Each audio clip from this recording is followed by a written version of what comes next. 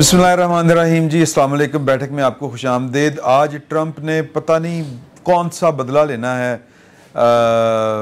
भारत से कि वो आज उन्होंने, बल्कि एक दोस्त कह रहे थे कि पहले तो वो जंग बंदी का क्रेडिट लेते थे, अब उन्होंने भारत की शिकस्त का ऐलान भी अपने मुंह से कर दिया। तो एक तो ये वाला मामला है, पीटीआई के इलेक्शन है, ये इसके सेनेट के पीटीआई की जो सियासत है वो आपस में किस तरह की चल रही है, ये वो बिठा सकेंगे उन लोगों को जो इनकलाबी हुए पड़े हैं या बागी हुए पड़े हैं, तो वो भी डिस्कस करेंगे।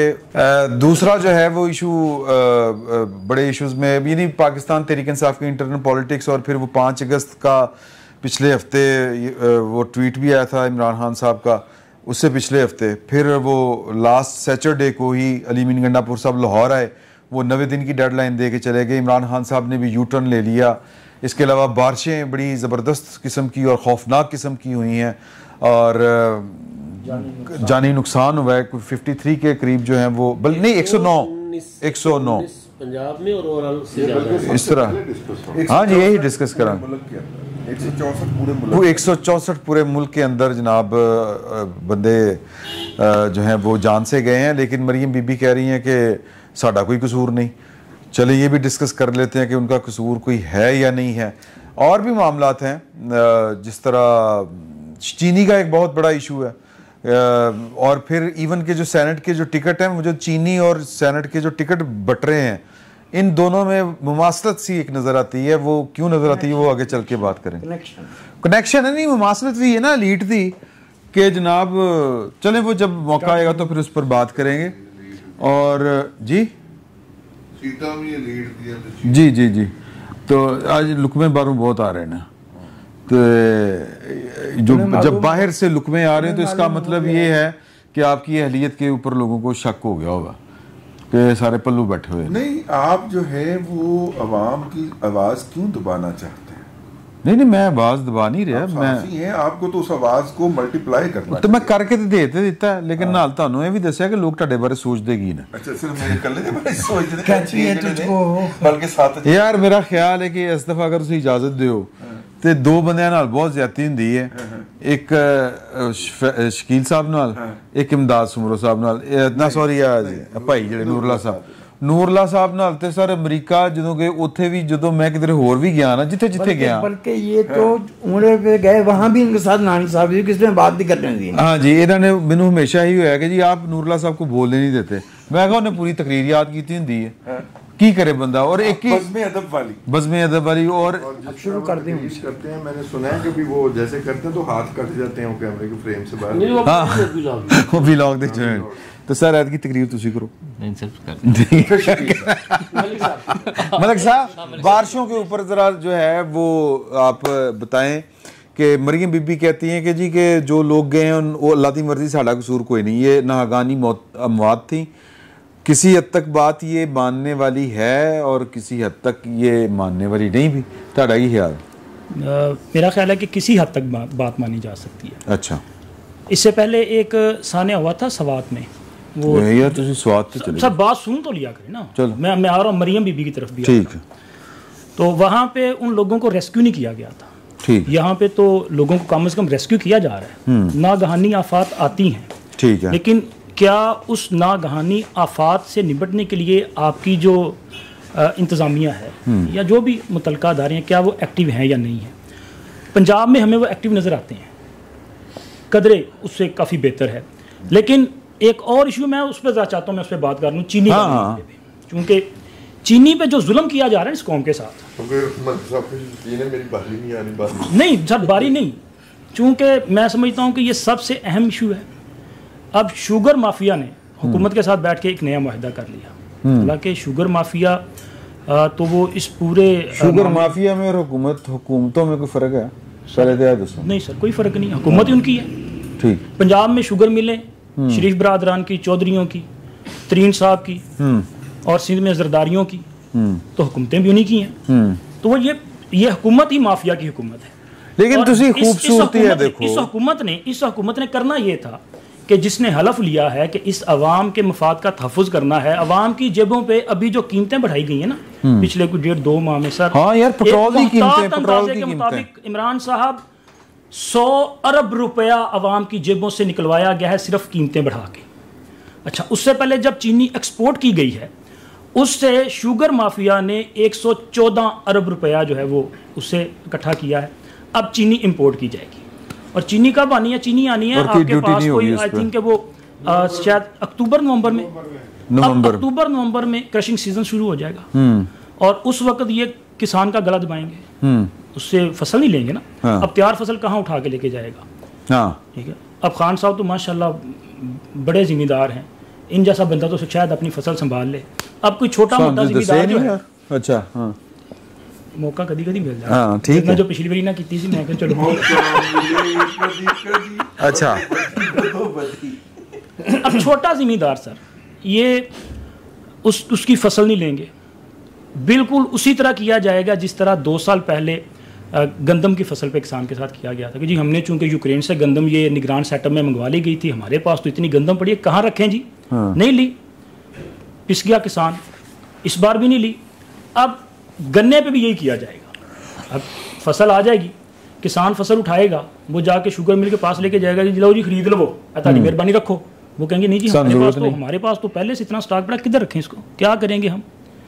सर किसान बेचेगा, वो जो रेट देंगे उससे उन्हें पुणे दाम लेगा, फ़ायदा फिर वही माफिया के पास। और ये माफिया बार बार इस कौम को लूट रहा है और हुकूमत जिसने इनके खिलाफ कार्रवाई करनी है उसने दोबारा एक माहिदा कर लिया है। गन्ना 108 रुपए 165 रुपए मन लेंदे ना गन्ना। नहीं वो उसका रेट, लेकिन 400 रेट मिलता नहीं है जी, नहीं वो मिलता। मैं बताता हूँ, ठीक है। हाँ, नहीं अब अभी जो नया माहिदा कर लिया इमरान साहब, 165 रुपये जो है वो रेट मुकर्रर कर दिया है, एक्स मिल रेट पूरे मुल्क में कहीं नहीं मिल रही।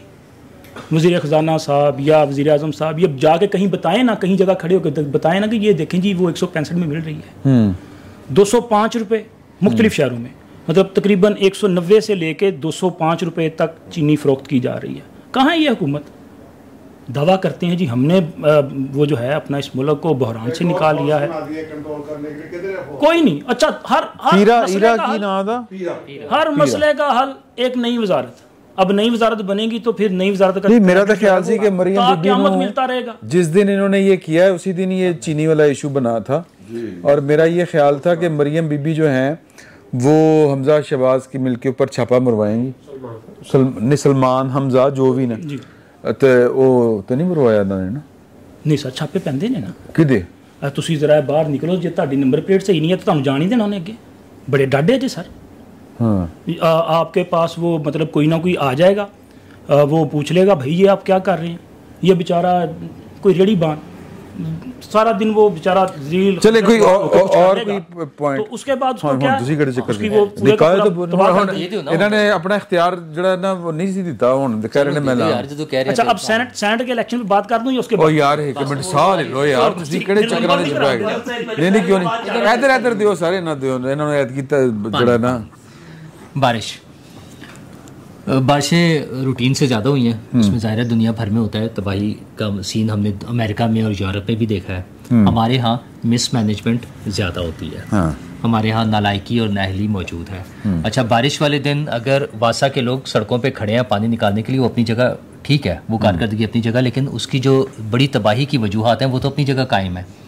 वही जंगलात काट देना, वो पहाड़ों पर काट काट के जो सोसाइटियाँ बनाई गई हैं। ये बात इमदाद सुमरो साहब जो है वो 1988 तो करंडे हैं, जो मजाक नाल कह रहे हैं, बड़े पुरानी कर रहे हैं बात। जिन दादू से इंजीनियर खान से आना पड़ेगा।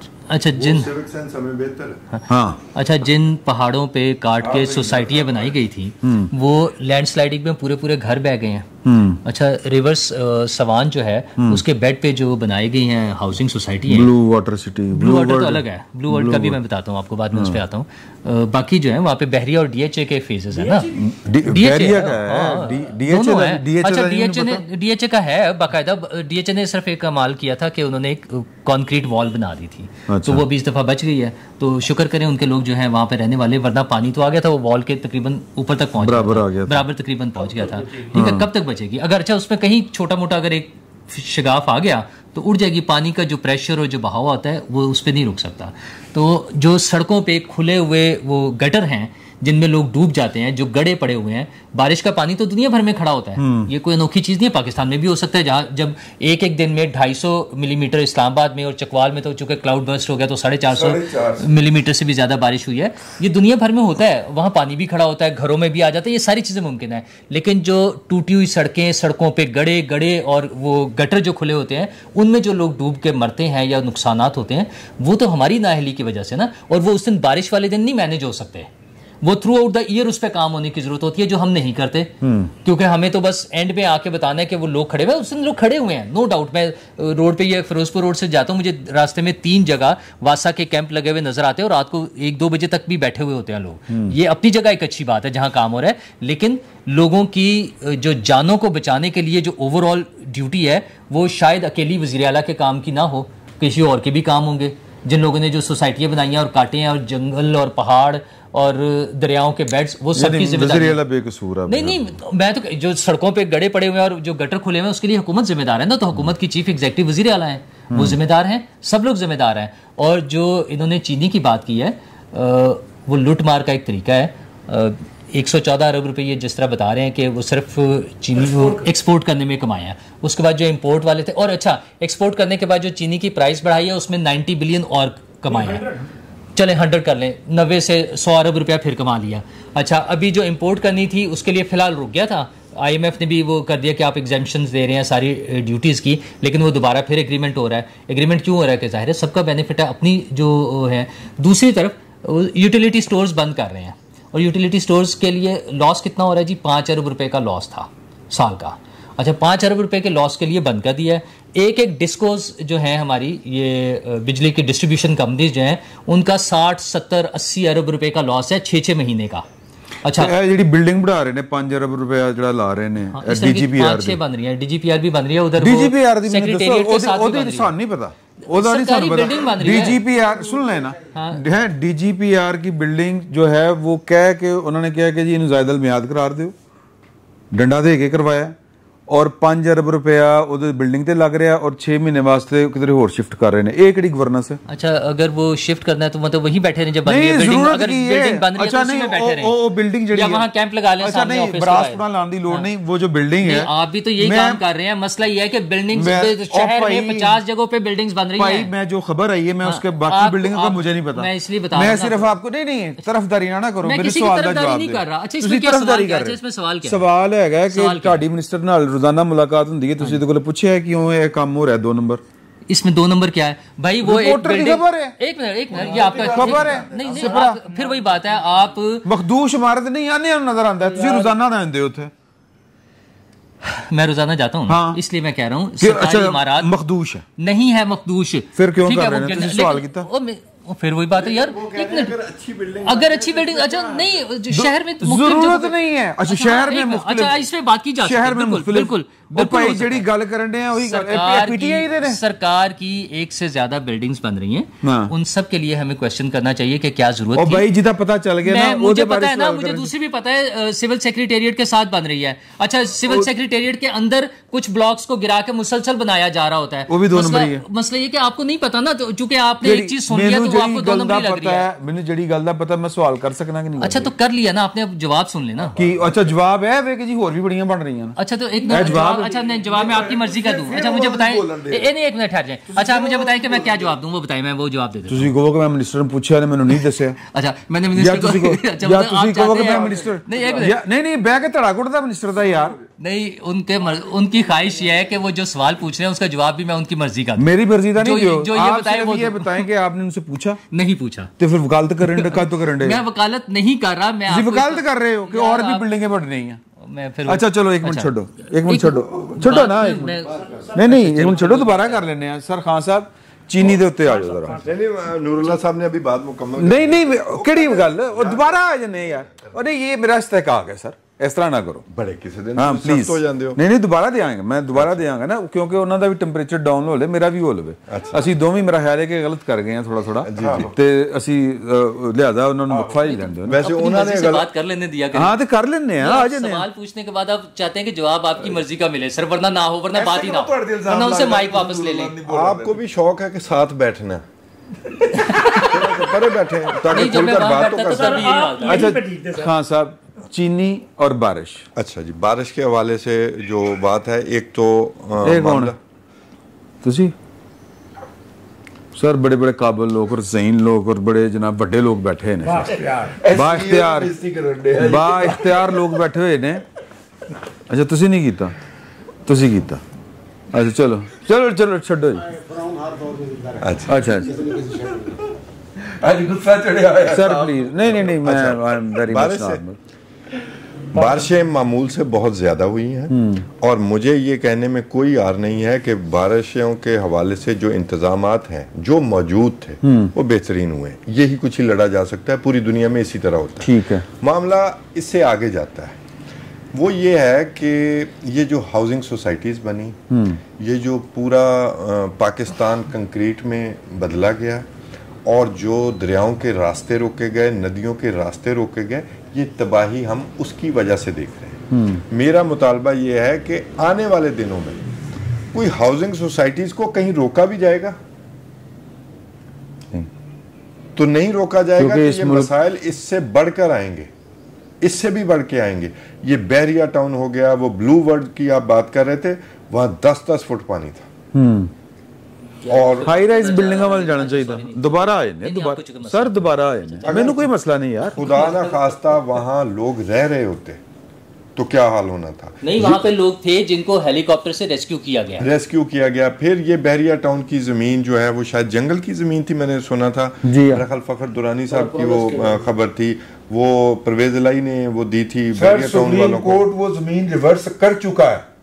रियासत पाकिस्तान सुप्रीम कोर्ट के हुक्म पे ऊपर अमल करने के लिए तैयार नहीं है जी। अंदाजा सुप्रीम कोर्ट ऑफ पाकिस्तान ये फैसला दे चुका है कि ये इलीगली ऑक्युपाइड जमीन है। सुप्रीम कोर्ट केड़े वाली 26वीं से पहले के पिछली? हमारे लिए तो एक ही है जी, चाहे पहली है ये बाद में। कट्ठी सुप्रीम कोर्ट सी, उन्हें फैसला दे दिता सी कि ये जमीन, मैं आपके नहीं ले मैं सिर्फ माइक तो बोल तो लें, मैं क्या, ये जमीन जो है ये बेसिकली जंगलात की जमीन है और उसमें तो ये भी लिखा गया कि ये रावलपिंडी इस्लामाबाद के फेफड़े हैं और आप फेफड़ों को अगर सीमेंट कर देंगे तो शहर सांस कहां से लेगा। उसमें बड़ा डिटेल में लिखा गया कि यहाँ पे जो दरख्त उगने थे उन्होंने शहर के अंदर ऑक्सीजन मेंटेन करनी थी। लेकिन वो फैसला हो गया है, वो फैसला पड़ा हुआ है। रियासत पाकिस्तान उस पर अमल करने से हुकूमत पाकिस्तान, वफाक कहती है कि ये पिंडी का मामला है, पिंडी कहती है कि वफाक का मामला है और वो बैठे हुए हैं दोनों चुप करके सुकून के साथ। दोनों जगह तो उन्होंने महती और बहरिया टाउन के जो एक्सटेंशन है, जो बड़े फेजेस बने हैं, वहां पे एक्चुअली 2 छोटे डैम बनने थे और उन्होंने पीछे से पहाड़ियों से आने वाला पानी रोकना था। जनाब परवेज इलाही साहब का बेड़ा गर्क हुआ था, उन्होंने वो डैम वाला प्लानिंग एंड डेवलपमेंट की वो सारी मंसूरी वो गायब करवा के, उड़ा के, और वो बहरिया टाउन को जमीन एलोकेट कर दी थी और उसके ऊपर अब लोगों के घर बन गए हैं जो लोग डूबते हैं। पिछले 3 साल से लाहौर, कराची, इस्लामाबाद, किसी ना किसी शहर के अंदर बहरिया टाउन जरूर डूबता है सर। अच्छा जी, ये मैं सिर्फ बहरिया टाउन की बात नहीं कर रहा, लाहौर, मुल्तान, फैसलाबाद, पिंडी, जितने बड़े शहर हैं, इन्हीं हाउसिंग सोसाइटी, गुजरांवाला, बहावलपुर, ये बर्बाद हुए हैं। नीचे का पानी तक खराब हुआ है, लोगों की शिफ्टिंग हुई है इसी वजह से, क्योंकि छोटे शहरों में सहूलतें नहीं गई, बड़े शहरों में लोगों ने पैसे भी बनाए, माल भी बनाया और इधर लोग फिर शिफ्ट हुए और यहाँ पर हाउसिंग सोसाइटीज बनी। ये रोकने की जरूरत है। मुस्तकबिल के लिए अगर कुछ रोकना है, कोई दुरुस्तगी करनी होंगी और ये सब कुछ रोकना होगा।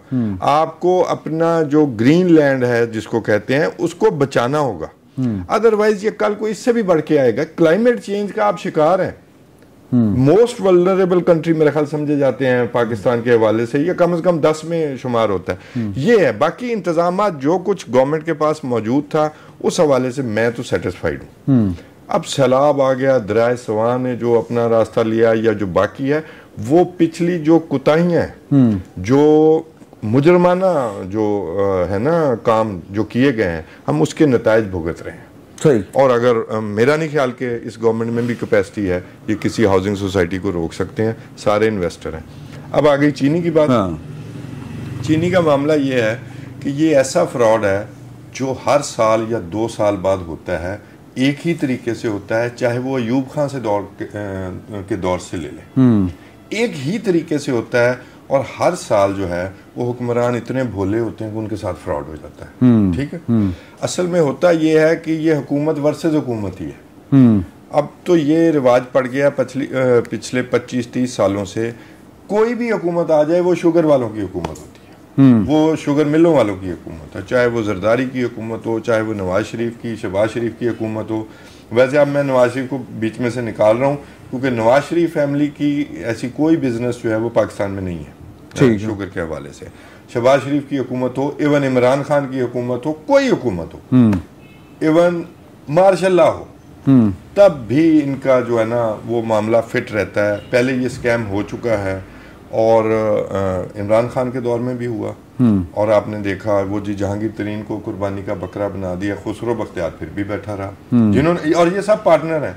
अब मेरा ख्याल है इसका जो कमेटी बनाई है उसका वो हुमायूं अख्तर का भाई का क्या नाम है, हारून अख्तर, यार वो मेरे ख्याल 2 से 3 शुगर मिलों के वो मालिक, 32 शुगर मिले इस फैमिली, आप अंदाजा करें 32 शुगर मिले हैं हुमायूं फैमिली को। इनसे तो ये पूछा जाना चाहिए कि तुम्हारे पास पैसे 32 तो जी मेरा ख्याल बहुत सर इसमें जहांगीर तरीन को शामिल करें ना, जहांगीर तरीन के पास भी 3 है मेरे पास जो इन्फॉर्मेशन। सत्तार खान की सर एक ही बड़ी होती है शुगर, एक सर एक मिल दे दो मेरे पास नहीं। अच्छा, अब ये 2-3 घर ऐसे हैं जिनके पास मनी ट्रेल तक नहीं है कि शुगर मिलें बनाई कैसी हैं, पेप्सी कोला कैसे बन गई है, ये खुसरो बख्तियार का नैब में केस है।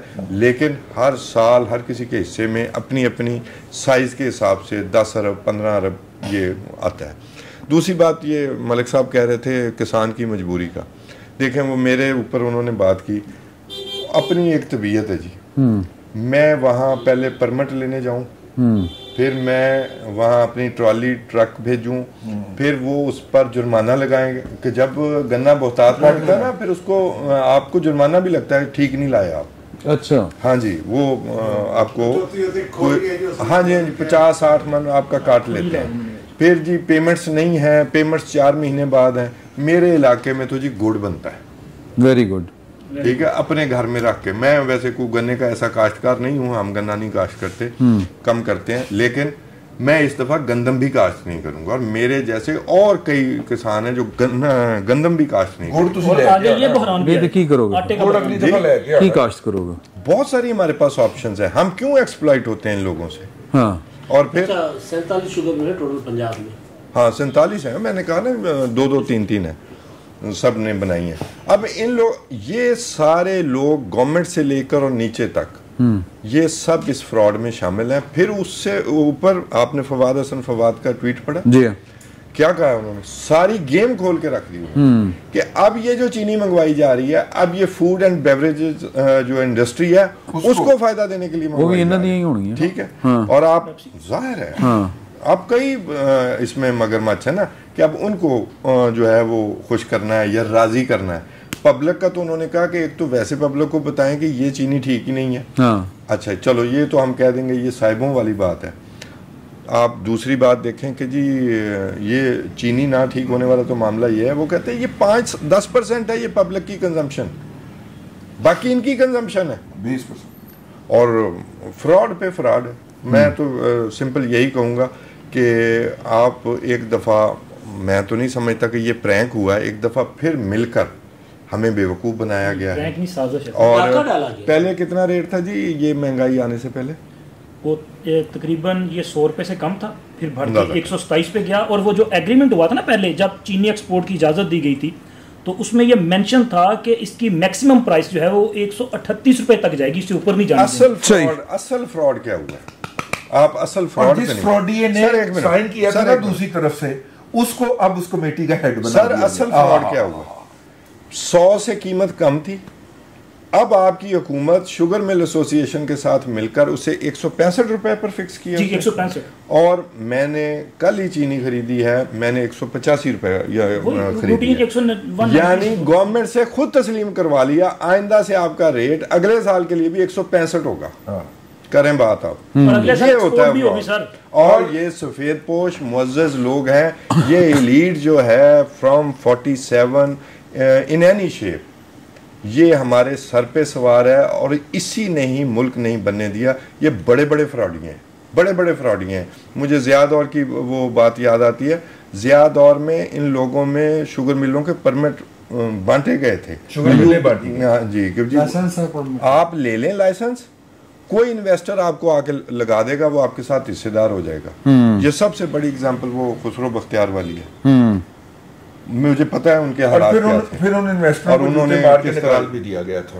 वो जो भी हुआ, ऐसे कई लोग शुगर मिल ओनर बने और लूट मार का एक निज़ाम है जो अयूब दौर से चला। ये इत्थे सियासतदान जड़े ना वो कहते ने हमें जमहूरियत के लिए काम नहीं कर देते। हमारे चीनी वास्ते कोई रोक। हमारे लाहौर में एक शुगर मिलर है। हाँ, ओके, हमारे लाहौर में एक शुगर मिलर हैं, उनका इख्तलाफ ही यही है कि पाकिस्तान में कोई शुगर मिल बिकने आई हो। मियां भाई साहब चले अब मैं नहीं कहता, उन बेचारों को आपने एक्सपोज कर दिया। उन्होंने पहले बड़ा बेचारे थे अजाब रहना। लेकिन बात यह है कि असल में अगर आपने वो प्रेस टॉक सुनी हो जिसमें हुमायूं अख्तर के भाई हारून अख्तर साहब इंतहाई नखवत, एरोगेंस और गुस्ताखी के साथ आगे से शुगर मिल के इजाफे का रिस्पॉन्ड कर रहे हैं, ठीक है, उनकी वो नखवत और जो खबासत उनकी बॉडी से झलक रही है, अल्लाह की कसम वो बर्दाश्त नहीं हो रही, ठीक है ना। और वो कह रहे हैं कि जनाब ये बिजनेस है, बिजनेस में ये होता रहता है, आप जरा जाके पढ़ें। और मतलब इस तरह का वो शख्स रिस्पॉन्ड कर रहा है, he is state minister now, ठीक है। इन्हीं साहब ने दूसरी तरफ बैठ के चीनी को 138 नहीं, मेरी इतला के मुताबिक 130 तय हुआ था, 130 पे रखने की गारंटी की हुई है। और अब वो चूंकि इस दौरान मिनिस्टर बन गए, अब दूसरी तरफ से बैठ के वो उसी को जस्टिफाई कर रहे हैं कि ये जो 200 रुपए किलो बिक रही है या 205 रुपए किलो या 190 रुपए किलो, ये बिल्कुल जस्टिफाइड है। सर मुझे यानी आप अंदाजा फरमाइए, आप चाहिए जिसने इजाजत दी है, आप अंदाजा फरमाइए, आप अंदाजा फरमाइए कि वो जो मुसद्दक मलिक साहब हैं, उनकी सरबराही में पहली कमेटी बनी थी जिसने कहा था कि बिल्कुल शुगर एक्सपोर्ट नहीं होनी चाहिए। मुसद्दक मलिक को जलील करके उस कमेटी की सरबराही से हटाया गया, बल्कि उसकी वजारत भी खतरे में पड़ गई, ठीक है। उसको हटा के और उसकी जगह पे जो केन कमिश्नर पंजाब था जिसने कहा था कि शुगर एक्सपोर्ट नहीं होनी चाहिए और रिपोर्ट दी थी बकायदा लिख के, उस केन कमिश्नर पंजाब को पहले तो उससे उसका बयान वापस दिलवाया गया, फिर उसको ट्रांसफर करवाया गया, टर्मिनेट करवाया गया कि तुम्हारी ये जुर्रत कि तुम सच बोलने की। ये सारी वारदात हमारी आंखों के सामने होती रही, हम चुप करके देखते रहे। मतलब कितने लोगों ने उस केन कमिश्नर के हक के अंदर भी लॉग किए हैं या आवाज उठाई है कि वो सही कह रहा है, ठीक है, या मुसद्दक मलिक का किसी ने अच्छे लफ्जों में जिक्र किया हो कि भाई इसने स्टैंड लिया था, सही, ठीक है ना। तो जब हम इस तरह जो तो मुसद्दक मलिक साहब की बड़ी तारीफ करते हैं, मुफादात जो कौमी मुफाद के लिए बेचारा खड़ा होता है, जब उसको रगड़ा फिरता है, ठीक है, हम चुप करके देखते रहती है हमारी कौम, तो फिर कौम के साथ यही होना है, मेरिट पे हो रहा है जो कुछ होना है, ठीक है, ठीक है। यानी जिस चीज की लागत जो है वो मुश्किल से 30 से 35 रुपए किलो बनती है, वो आपको 200 रुपए भी एहसान करके दी जा रही है, आपके टैक्स के पैसों से ही सब्सिडी देके। अच्छा, ये लोग अगर आप इजाजत दें मैं सईद साहब की तरफ जाना चाहता हूँ इस दफा। सर आपको बाद में आता हूँ, नूरला साहब के बाद ताड़े तो बाद तेरी उस तो बाद बारी। हाँ, मैं सईद साहब लोगों को क्या जा सकता यार, डाडा फ्रॉड ਤੁਹਾਡੇ ਨਾਲ ਹੁੰਦਾ है, तो ਤੁਸੀਂ आप ही आ करो, ना खाओ चीनी। ਹੁਣ ਤਾਂ डॉक्टर भी कहते हैं चीनी के बजाय गुड़ इस्तेमाल करो या कुछ और करो। यार इनको 50-100 को नहीं रोक सकते, नहीं रोक सकते सर, हुकूमत नहीं रोक सकती, फौज नहीं रोक सकती, असीं रोकना। वो जो शब्बर जैदी हैं FBR के, जो आपने बात की, हाँ, तो साबिक चेयरमैन उन्होंने ये बात की है, हाँ, कि जनाब जी ऐसा माफिया हुकूमत के तो फौज भी नहीं रोक सकती। हाँ हाँ हाँ। अच्छा, फौज की वो, हालांकि फौज की भी पैदावार है, उनकी भी है ना, शुगर मिल है, वो एक तो है ना, हाँ, फातिमा फौजी और पता नहीं क्या, फातिमा तो उनके जो फौज शुगर के बिजनेस से निकल गई, और जो फातिमा तो उसकी है ना, जो साबिक नाज़िम था मुल्तान का, मेरे ज़हन से नाम निकल, उसकी है ना वो तो फातिमा। अच्छा अच्छा, ठीक। पर अच्छा, इस जितने भी सियासतदान हैं, या तो जो सरपरस्त है, हाँ, ये शुगर मिल वालों के, या खुद शुगर मिल वाले मालकान में से। अब इन्हीं की मियाँ शहबाज शरीफ साहब की जो फैमिली है, इनकी 3 है, अल अरेबिया, रमज़ान और चौधरी, और फिर वो शफी साहब की 1-2 मिलें हैं, फिर हसीब वकास वाली मिलें हैं। 2 तो मेरे शहर में नहीं, जो मेरे इल्म में है, जो मेरे इल्म में है वो मैं बता रहा हूँ। एक अलीपुर में इन्होंने बनाई है और एक साजिद, तीन बनी। चलो इजाफा हो गया ना, कम तो नहीं ना हुई। पाकपतन वाली बंद हो गई। फिर वो जो अनवर मजीद साहब हैं, अनवर मजीद साहब ओमनी ग्रुप वाले, उनके बारे में 9 मिल रहे हैं उनकी। अच्छा जी, अदाद शुमारी नहीं मिलते। मजे की बात ये है जो इनकी एसोसिएशन है उसके मुताबिक 48 से उसके मेंबर है, 48। और जो महकमा पंजाब का है फूड का, ये कहते हैं टोटल 85 मिलने हैं। और जो इंडस्ट्री वाला महकमा है वो कह रहा है जनाब 72 मिलने हैं। ये अजीब बात है, मुझे समझ नहीं। अच्छा, सिर्फ मीडिया मालकानगिया में कुछ मिलना है कुछ। अच्छा जी। दूसरी बात ये है, 92 वाले ने कि ये 1 साल पहले आमर दी हुई है क्रशिंग शुगर मिल रहा है जट्ठा गुट्ठा में, ये क्रशिंग सीजन से सबसे बड़ी मिल है वो। चलो यार, तुम आपस में बात कर लो, मैं फिर बाद में करता हूँ। प्लीज कर लें, आप फाइनल कर लेना। वो आप जो गुफ्तगू कर रहे हैं वो माइक में नहीं आ रही होगी, तो फिर आपकी उसका फायदा क्या है? हाँ ठीक है। वैसे मेरा ख्याल पहले ऐसे ओपन करते हैं इसको यार, पहले आप कर ले बात। नहीं कर आप कर ले। मिलों की तादाद, मैं तो मिलों की तादाद की तरफ जितना मैंने बताना था उतना बता दिया मैंने। चलिए आगे आगे गल करो। बारिश हुई। ये जो शुगर माफिया है ना, ये क्रशिंग सीजन से पहले इन्होंने माहौल बनाना होता है। गुज़श्ता साल ये अभी क्रशिंग सीजन से 3 माह पहले ज़कात शरीफ साहब ने बयान दे दिया कि साल 15 लाख अजाफी चीनी पैदा होगी। क्रशिंग सीजन शुरू नहीं करते, कैन कमिश्नर साहब जनाब वो ऐलान कर देते हैं ये शुरू। उसकी भी एक वजह है क्यों नहीं करते। हर साल हाई कोर्ट में एक दरख्वास्त आती है किसान बोर्ड की तरफ से कि जनाब गन्ने की कीमत मुकर्रर कर दें, क्रशिंग सीजन शुरू करवा दें। क्रशिंग सीजन मिड नवंबर से आगे नहीं जाना चाहिए। और अब नवंबर में ही ये मंगवा रहे हैं। और एक बंदे की जो अदाद शुमार बताते हैं अब तक के 6 माह के, कि 24 लाख टन गंदम जो है ये अब तक फरोख्त हुई है मुल्क के अंदर। इसका मतलब 48 लाख टन गंदम चाहिए 1 साल में, और एक बंदे को चाहिए 25 से 30 किलो गंदम।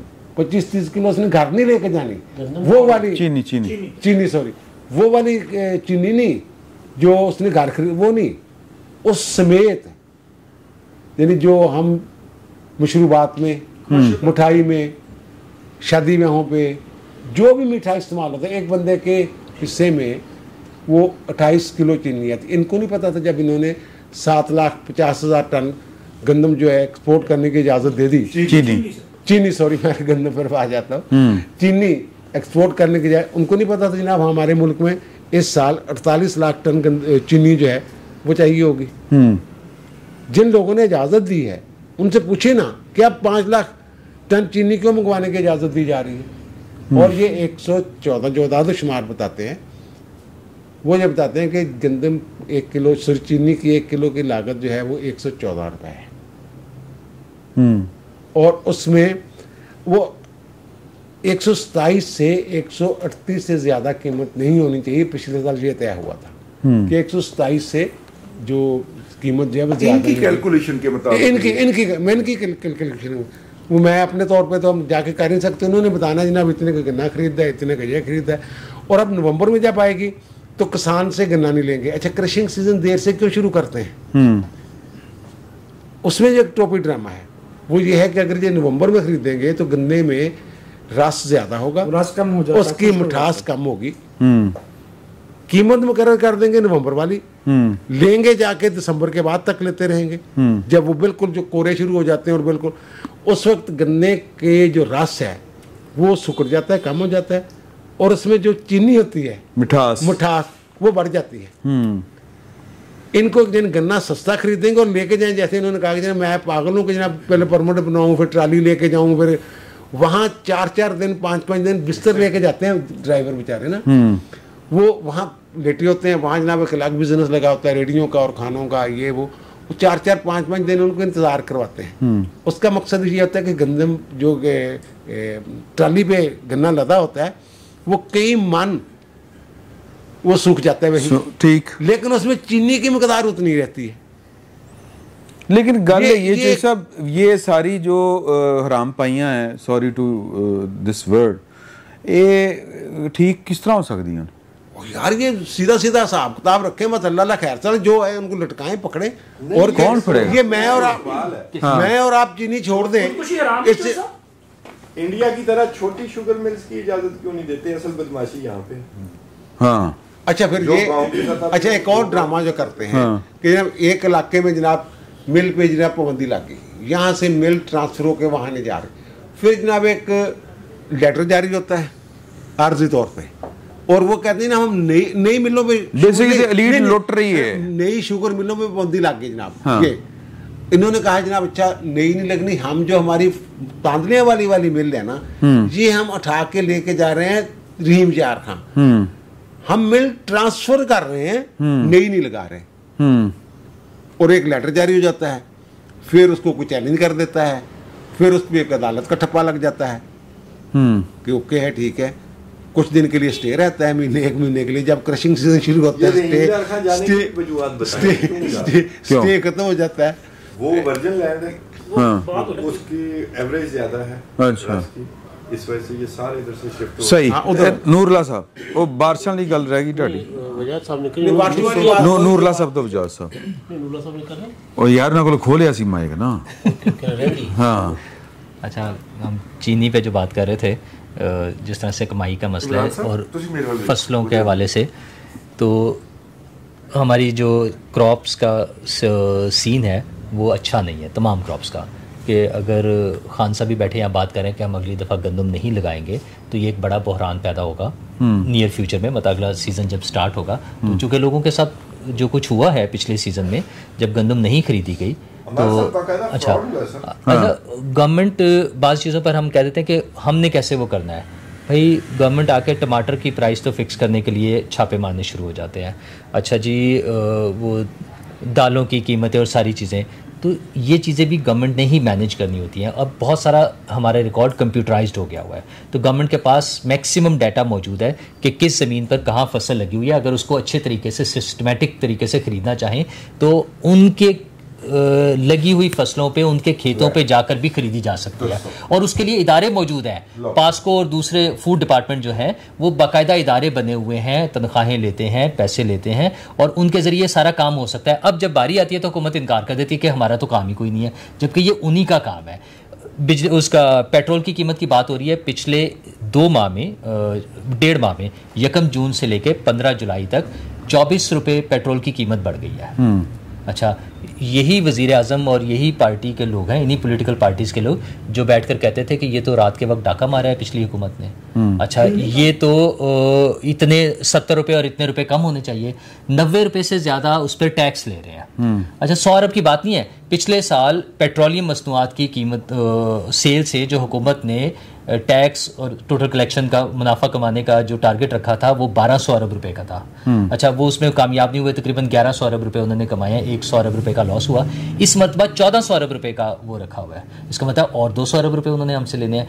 अच्छा, ये सोचे बगैर मुमकिन है इंटरनेशनल मार्केट में प्राइस कम भी तो हो सकती है, लेकिन हमने तो सिर्फ बढ़ाने हैं, और जो अभी भी हो रहा है। हम इस वक्त कम हुई है, कुछ जगहों पे वो कुछ अरसा वो रही मुस्तहकम रही और फिर कम भी हुई है, और हमने कीमतें बढ़ा दी हैं।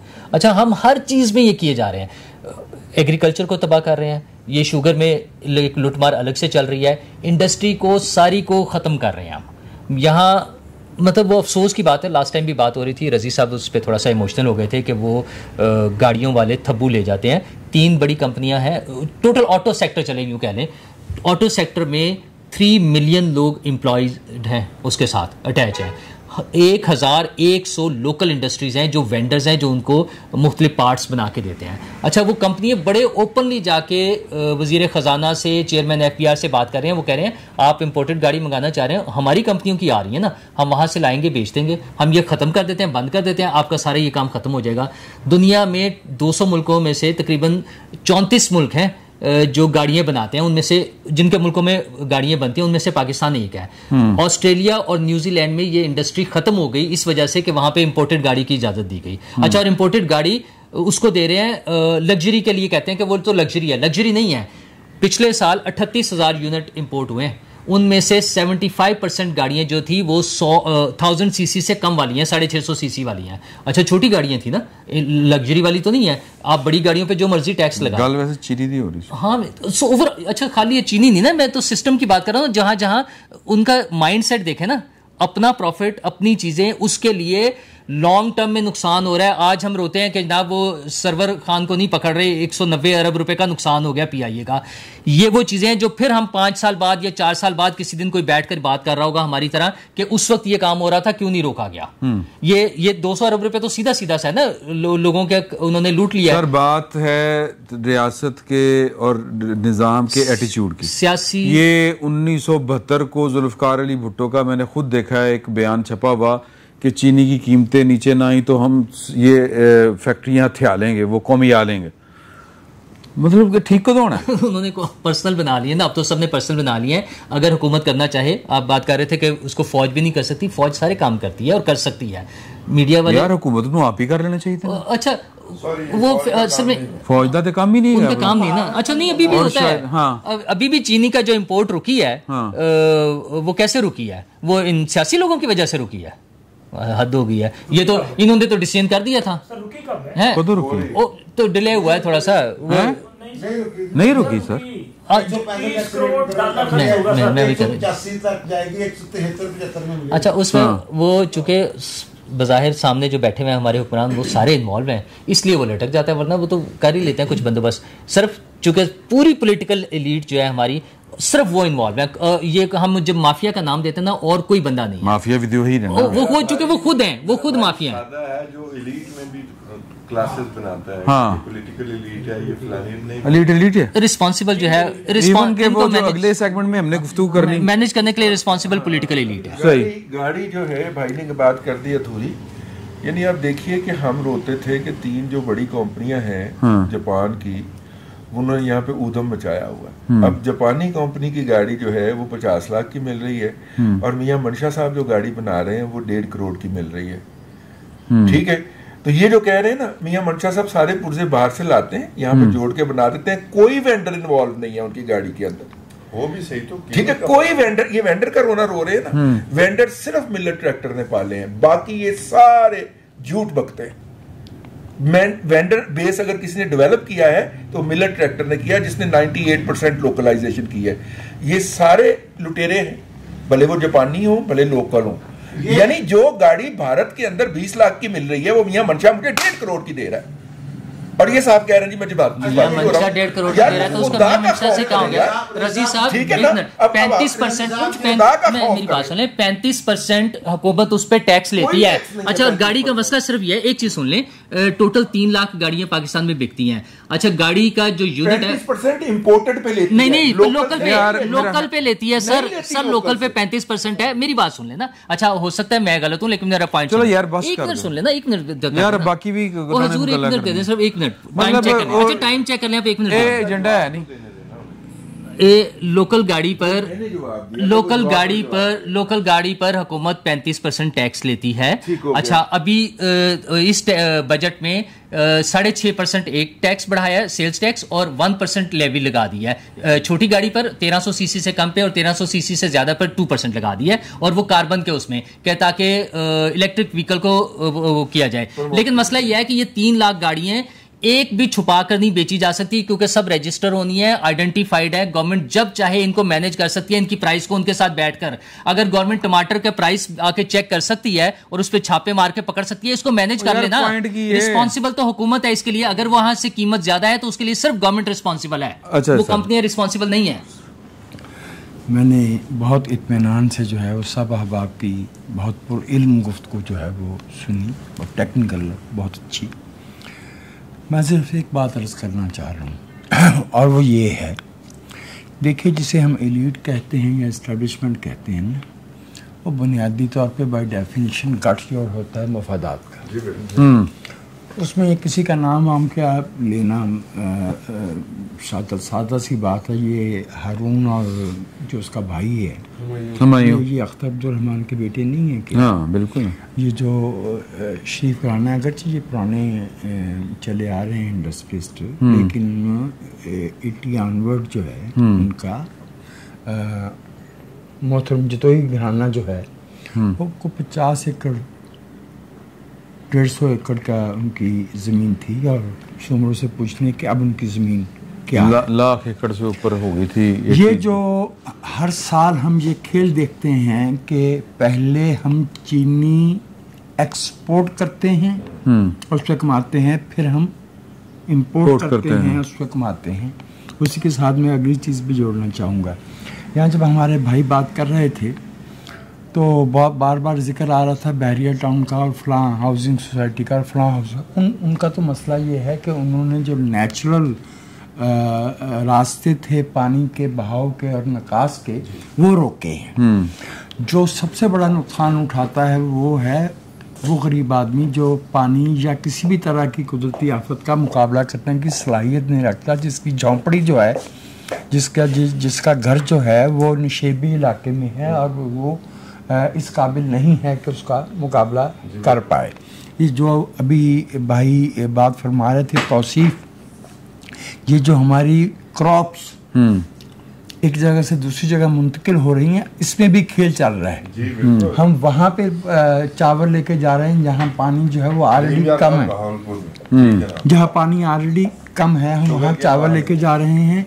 हम कपास की जो है वो फसल उसको कम कर रहे हैं, गन्ना बिल्कुल कर चुके हैं। ठीक।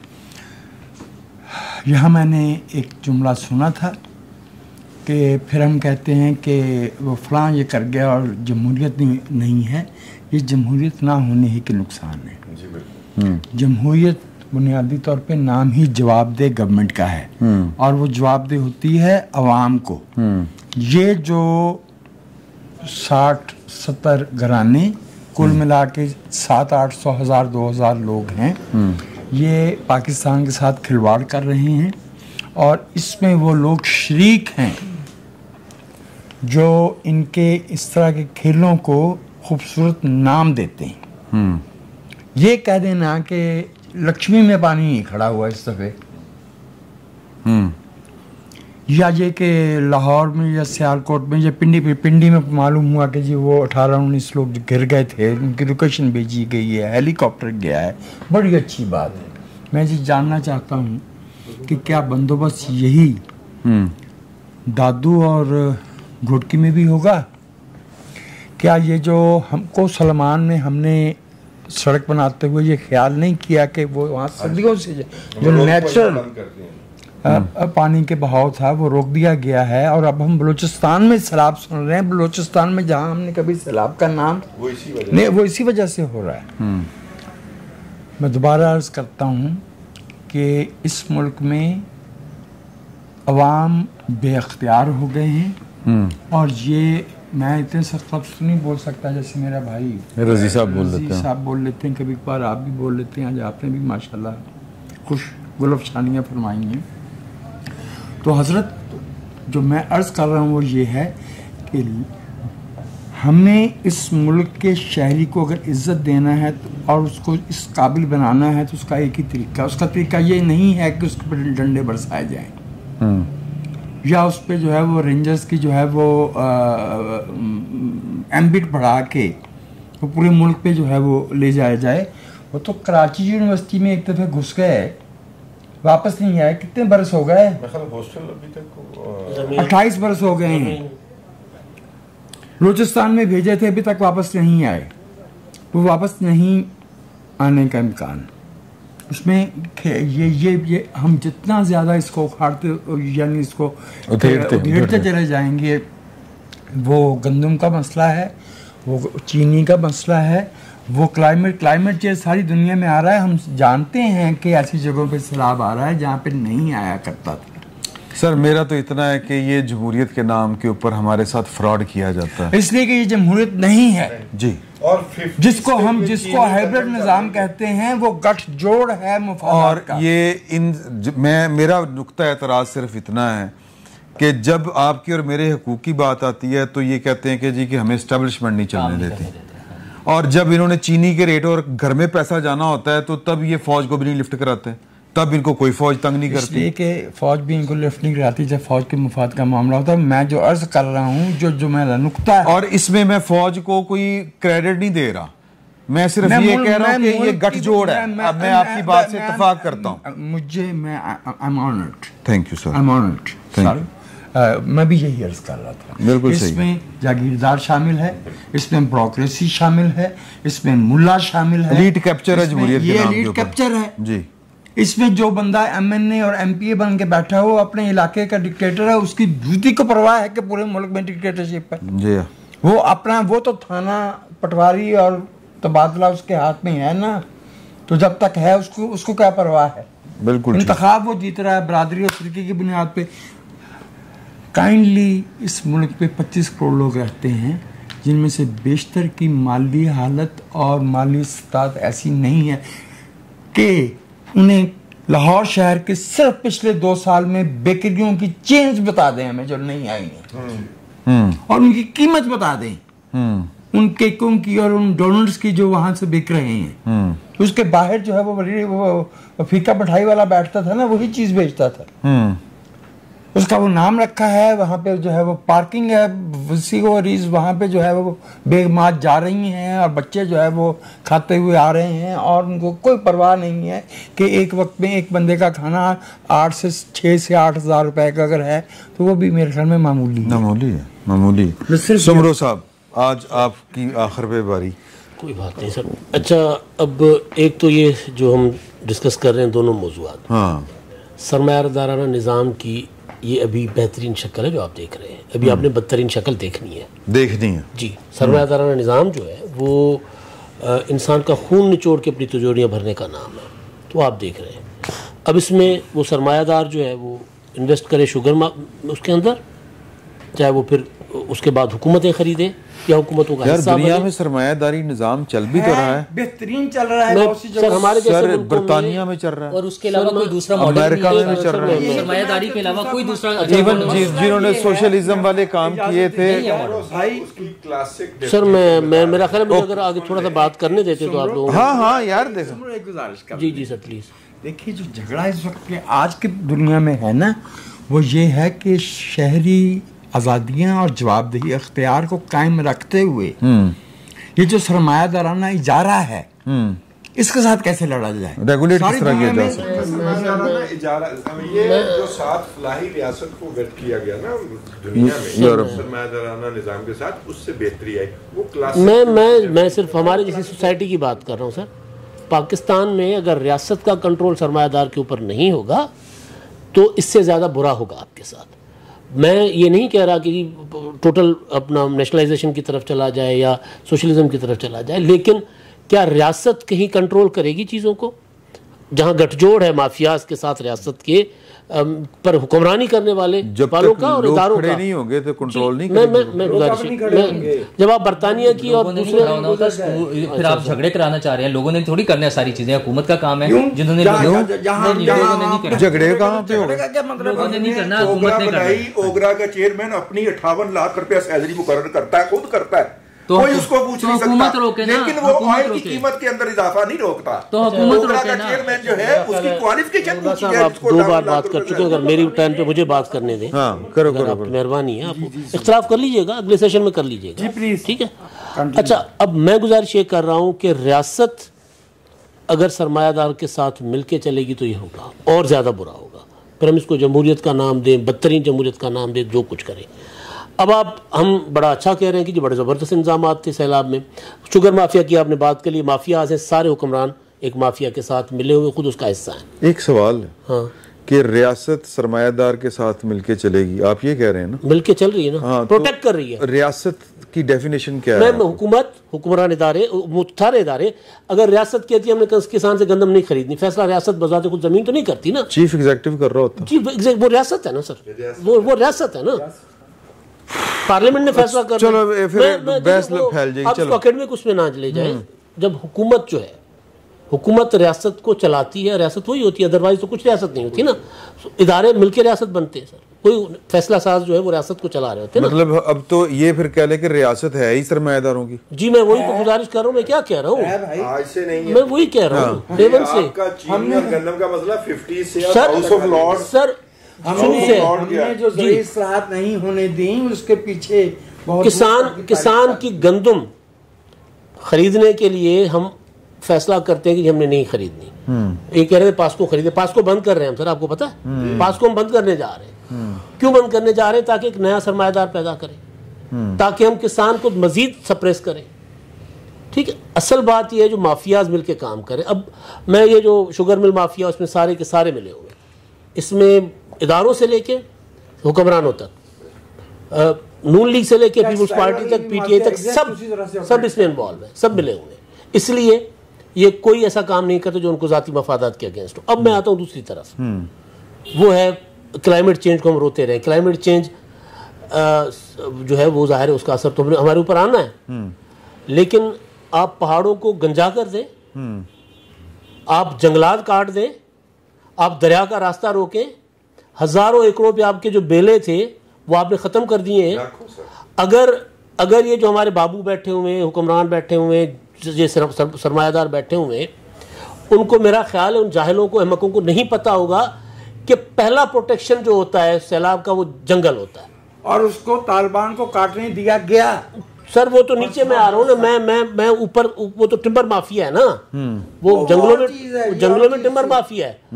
जो कुछ हमने देखा है, ये कहता है पोटोहार में, अगर जंगलात होते, जितना मर्जी क्लाइमेट चेंज होता, अगर ये न काटे होते पहाड़, तो पानी इतनी तबाही ना करता। सही। हम कहते हैं जो 29 लोग हमने बचा लिए, 119 का खून कहाँ देखे, 164 का कहाँ देखे, वो किन के जिम्मे है? मैं एक आम आदमी हूं, मैं ना जमींदार हूं, ना मैं कंस्ट्रक्शन इंडस्ट्री से हूं, ना मेरा माहौलियात से ताल्लुक है, एक आम इंसान हूं। हम इस्लामाबाद जाते हैं, मैं देखता हूं यार, इनको कहता हूं यार ये क्या हो रहा है, ये डूबेगा सारा कुछ। ये हमारे इदारों को नजर नहीं आता, ये हमारे गुड गवर्नेंस वालों को नजर नहीं आता कि गिलगित बल्तिस्तान से लेके या अब जाकर अपना डेल्टा तक हमने जो हशर किया अपने उसके साथ, एनवायरनमेंट के साथ, फिर तरह तरह के नारे दिए जाते हैं, तरह तरह का अपना लोगों को के ऊपर इल्जामात लगते हैं। ये कुछ भी नहीं है जो हमारे साथ हुआ है, इससे ज़्यादा होना है हमारे साथ क्लाइमेट चेंज के हवाले से, इससे कहीं ज़्यादा होना है। इस्लामाबाद की एक एक इमारत आपको डूबती हुई नजर आएगी अगर आपने ये सिलसिला बंद ना किया। जब मैं समझ सकता था कि यार इसको कल को ये सारे इलाके डूबेंगे, तो चाहे वो नून लीग की हुकूमत थी, चाहे पीपुल्स पार्टी की हुकूमत थी, चाहे पीटीआई की थी, क्या उनको नजर नहीं आ रहा था? ये मिलके ये हशर बर्पा करवा रहे हैं हमारे साथ, मिलके करवा रहे हैं। हम फिर क्या देखते हैं, ये हेलीकॉप्टर आ गया, सवात में नहीं आया, यहाँ आ गया। अच्छा, वो इजाजतें कौन दे रहा है जनाब? हुंजा झील में जाके पाबंदी लग गई, अब लग गई ना। अब लग गई ना।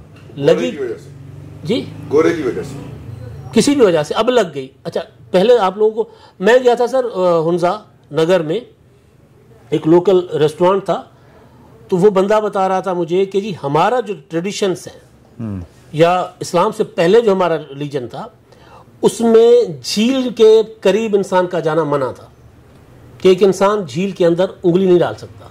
झरना आएगा, उससे पानी लेंगे, फिर अपने घर जाकर इस्तेमाल करेंगे। वो ज़ाहिर वो कुदरत के करीब रहने वाले लोग थे। वो कहते हैं आज भी हम उसको फॉलो कर रहे हैं, मुसलमान बनने के बाद आज भी फॉलो कर रहे हैं। हम क्या करते हैं, वहाँ जाकर बड़े बड़े बिल्डिंगें बनवा देते हैं और फिर डूबती हैं। जो कुछ झारखंड में हुआ चंद साल पहले, सर उससे बुरा होना है। तो लिहाजा ये जो सोसाइटीज बन रही हैं, नाम लेने की जरूरत नहीं है, आप सब देख रहे हैं। नहीं सारे कोई और सब एक ही तरह के, सारे एक ही तरह के। उनको खत्म करें। सिर्फ यहाँ नहीं है, आप कराची से हैदराबाद जाएं, पूरा का पूरा सुपर हाईवे हैदराबाद तक सोसाइटीज बन गई हैं, और वो भी पूरा का पूरा इसी तरह का ट्रेन है, वहां पे भी बारिश होती है। तो असल चीज ये है कि ये जो सरमायादारी निजाम जो हमारे पास है ना, ये इनका लोगों से कोई ताल्लुक नहीं है। बाहर का सरमायादार बड़ा अच्छा सरमायादार है, या पाकिस्तानी सरमायादार, वहां पे आप देखें सोशल सिक्योरिटी है, आपके पास है, वहां सरमायादार अपने मुलाजिम का ख्याल करता है, आपके पास होता है। आपके पास जो सरकार ने कम से कम वेज मुकर्रर की है, क्या किसी फैक्ट्री इंडस्ट्री में मिलती है? सरकार उसको जाकर इम्प्लीमेंट करवा सकती है, नहीं करवा रहे ना, मैं क्योंकि मिले हुए सारे। तो लिहाजा ये सारा का सारा बदतरीन सरमायादाराना जो निज़ाम है ना, उसकी एक शक्ल है हमारे पास। अच्छा, बात यह है कि हम जो दूसरा सेशन है उसमें यही सवाल रखेंगे कि ये गवर्नेंस के इशू पाकिस्तान तहरीक इंसाफ को नजर क्यों नहीं आते? सारा हड़ताल है लाहौर दे, ताजरां दी हड़ताल है, और कराची में भी, इस्लामाबाद के अलावा मेरे ख्याल पूरे मुल्क में हड़ताल है, जुज़वी है।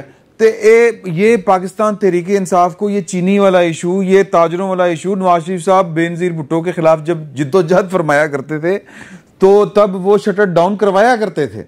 ए तो इमरान खान साहब को शटर डाउन कुदरती मिल रहा है तो वो नाल नहीं रल रहे, एक ही पॉलिटिक्स है।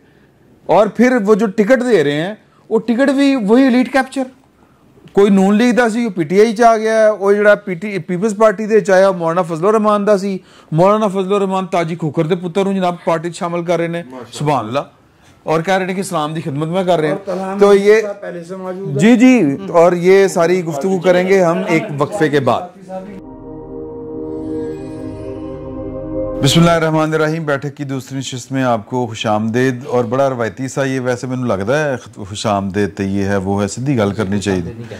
तो ट्रंप की सर गल करनी चाहिए कि ट्रंप जो है उन्होंने की मेरा मतलब होंगी मुश्किल कि पहले उसने कहता रहा कि एक तरह से कि जंगबंदी का मैंने करवाई, ऐलान जंगबंदी का उधर से हुआ, पहले ट्वीट भी उतों आई कि मैं दसांगा जंगबंदी हो गई, वो ट्वीट भी हो गई। अज उन्हें जनाब ऐलान शिकस्त भी कर दिता इंडिया का। हाँ साहब तुम शुरू करो, उस तो बाद फिर बाकी वेखी जाएगी। ये असल सीन की है, फड्डा की है, मामला की है। एक सुपर पावर का सदर और इम्पल्सिव नेचर और पॉपुलिस्ट माइंडसेट। अच्छा, वो पॉपुलिस्ट माइंडसेट जो है कि हर चीज का credit as super power president मुझे मिले। अच्छा, वो सच या झूठ वो जो है वो अपने जुम्मे डालता है। उसकी तो और भी कई ख्वाहिशात थी कि मैं यूक्रेन की जंग बंद कराऊंगा, और फिर गजा में जंग बंदी कराऊंगा, फिर मिडिल ईस्टर्न राइवेरिया की तरफ चल पड़ा। वो ज़ाहिर एवेंजलिक जो ग्रुप है उसका प्रेशर था। ये उसकी तबीयत जैसी भी फजूल है हमारे काम आ रही है, वो तस्दीक हो रही है। आज मैं एंजॉय इस बयान को इस तरह कर रहा था कि अब इंडियन जो है ट्रंप को कैसे निगेट करेंगे कि उसने तो आज 5 जेट्स ही कह दिया कि 5 जेट्स गिराए गए। हमारा भी यही, मेरा तो पॉइंट यही है कि असल जंग जो हुई है वो 6 से 7 मई वाली रात में ही हुई है। वो जवाब उसी वक्त दे दिया गया था। उससे जाहिर है इंडिया को इस खित्ते में जो उसका अपना डिजाइन है उसमें तकलीफ हो रही है। ट्रंप अपना मिसाला बेच रहा है, वो ना पाकिस्तान की हमदर्दी में बेच रहा है ना इंडिया के साथ दुश्मनी में बेच रहा है। वो अपने आप को लार्जर देन लाइफ दुनिया के लिए बनाकर पेश कर रहा है कि मैं ही वो शख्स हूँ जो ये सारा कुछ करता है, मैं ही वो शख्स हूँ जो अमन के लिए काम करता है, और यही सारा कुछ मसाला बेच रहा है। अदरवाइज वो मैं उसे कुछ सीरियस पर्सनैलिटी समझता नहीं हूँ। वो ठीक है हमारे काम आ रही है, वो चीज़ों की तस्दीक हो रही है, वो एक अलग बात है। लेकिन आप मजमूई तौर पर देखें तो मुझे डर ये है कि कल को पलट ना जाए, सुबह उठे तो उसकी तबीयत खराब हो, जो कि आजकल वो खराब भी है, तो वो खराबी ऐसी खबर के नील दे निशान तो पता नहीं। हाँ जी, वो ना रवाना नहीं, वो क्या उसको फाइल जो है वो, हाँ जी, अगले पड़ी वो एब्स्टेन फाइल, वो एब्स्टेन फाइल जो है सिर्फ आपका है, हमारा नहीं साडा तो कोई। मैं तो 2 बार अमेरिका गया तो मैं जिवें गया वहीं वापस आ गया सीधा। मैं तो कोई कुछ नहीं, 2 बार तो गवाह भी सुनना। अच्छा, आप में से किसी से तस्दीक मांगी गई है? नहीं मैं वैसे क्या, उन्होंने कहा ना कि साडा नाम ही है। मैं कहा ਤੁਹਾਡਾ होएगा, साडा तो साडा तो मुराद है साडे एक बंदे दा नाम ही है पाकिस्तान। किहड़े बंदे दा? अच्छा, एब्स्टीन फाइल नहीं आएगी सामने आ रही है। जो फाइल है वो एक इनफैक्ट एक ऐसे गंदे कारोबार की फाइल है जिस पे वो आप देखें ना कि अच्छा नहीं, फाइल का की मतलब है वो अपने क्लाइंट की उसने एक लिस्ट बनाई। नहीं, वो एब्स्टीन फाइल्स ये है कि वो जो केस है उसको फाइल का नाम दिया गया है। वो जो केस है जो उसके हवाले से जो इन्वेस्टिगेशन हुई उस सारे रिकॉर्ड के बारे में, हाँ जी, वो सारे इसलिए उसे फाइल। अच्छा, मुकदमा वो ये है कि जी ये चाइल्ड अब्यूज आप उसे कह लें या अंडर एज सेक्स, जी हाँ, अंडर एज सेक्स है, उसमें बहुत सारी चीजें हैं। और वो पूरा एक ग्रुप है, पूरा एक माफिया है जो काम डालती है ना, वो वाला मसला केस। अफशान लतीफ कौन है? लोकल तुसी अमेरिका तक रहो। अच्छा, तो उसमें जो है वो एप्स्टीन, जेफरी एप्स्टीन जिसके नाम से ये फाइल है, वो मैथ का टीचर था एक स्कूल में। अब उसके बारे में जो चीज़ें सामने आ रही हैं कि ये हो सकता है कि मोसाद का एक्सेस एजेंट हो। और इसके पीछे जो जिसकी बात की तरफ आप मुझे समझ आइए इशारा कर रहे हैं, वो ग्लेन मैक्सवेल वो जो है उसका बाप भी मोसाद का एजेंट था। वो पार्लियामेंट का मेंबर भी बना लेबर पार्टी से, और फिर वैसे वो चेकोस्लोवाकिया का था, और उसने मोसाद के लिए बहुत सारे यूके में काम किए। और ये कहा जाता है कि इन्होंने मोसाद ने ये मैक्सवेल के जरिए, उसकी यानी बेटी के जरिए, जेफरी एप्स्टेन को एक्सेस एजेंट बनाया ताकि वो बड़े लोगों तक पहुंच सके। और बड़े लोगों तक कैसे पहुंचना होता है, ये नहीं होता कि बिल क्लिंटन के साथ जाती ताल्लुकात हों, हो भी जाते हैं, बाज़ औक़ात आपका छक्का भी लग जाता है, और ओबामा के साथ होता ये है कि चाहे उसके साथ खड़ा आदमी हो, चाहे कोई जनरल हो, चाहे कोई अहम मिनिस्टर हो, उसके साथ उसके ताल्लुकात बन जाएं और उसके ज़रिए आपको पता लगे कि सुपर पावर का सदर सोच क्या रहा है, कह क्या रहा है, और अगर कोई हमारे खिलाफ बात शुरू होती है तो उसका पहले ही सद्देबाब कर लिया जाए। जैसा कि मुझे लगता है कि अब ये एप्स्टीन फाइल का जो शोशा उठा हुआ है और उसको वॉल स्ट्रीट जर्नल जो है वो उठा रहा है और उसे यहूदियों का ही अखबार कहा जाता है, तो ये डोनाल्ड ट्रंप को एक ब्लैकमेलिंग की कोशिश है। जो गंदे काम है वो तो जाहिर है। कोई गल मैं मिठी भी नहीं है। अच्छा चले, वो उन्होंने किए हुए हैं गंदे काम, उन्होंने जाहिर है। तो वो ब्लैकमेलिंग, वो बिल्कुल वही जो क्या नाम है, और ये मोसाद का टिपिकल तरीका है। हाँ जी, हाँ जी। और मैं आपको बता देता हूँ, वो ICJ international court of justice के जो करीम खान थे, हाँ जी, उनके बारे में अभी जो स्कैंडल सामने आया है कि उनका एक दोस्त जो ICJ में ही है वो मिला, उसने कहा मैं आपसे मिलना चाहता हूँ। उसको जो नेतन्याहू का वकील था उसने कहा इसे जाके बताओ, वो भी यहूदी था। उसने कहा कि अगर तुम बाज ना आए तो ये तुम्हें भी तबाह कर देंगे और ICJ को भी तबाह कर देंगे। और इसके बाद क्या हुआ आपको पता है, उसके ऊपर सेक्सुअल असाल्ट का केस बन गया और वो गैर मुअय्यना मुद्दत के लिए करीम खान छुट्टी पे चले गए। ये उसका बंदोबस्त हो गया।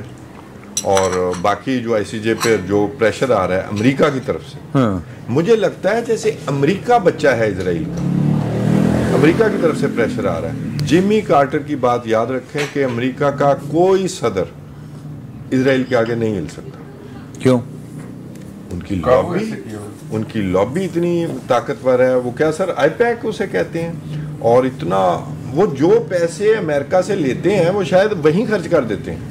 उनकी ये रिचर्ड निक्सन के दौर से ये जो लॉबिंग फर्म्स वाला मामला हुआ और इनका पॉलिटिकल जो सिस्टम है वो करप्ट होना शुरू हुआ, उसमें सबसे बड़ा हिस्सा इजराइल का ही है, बाकी तो बाद में आए हैं।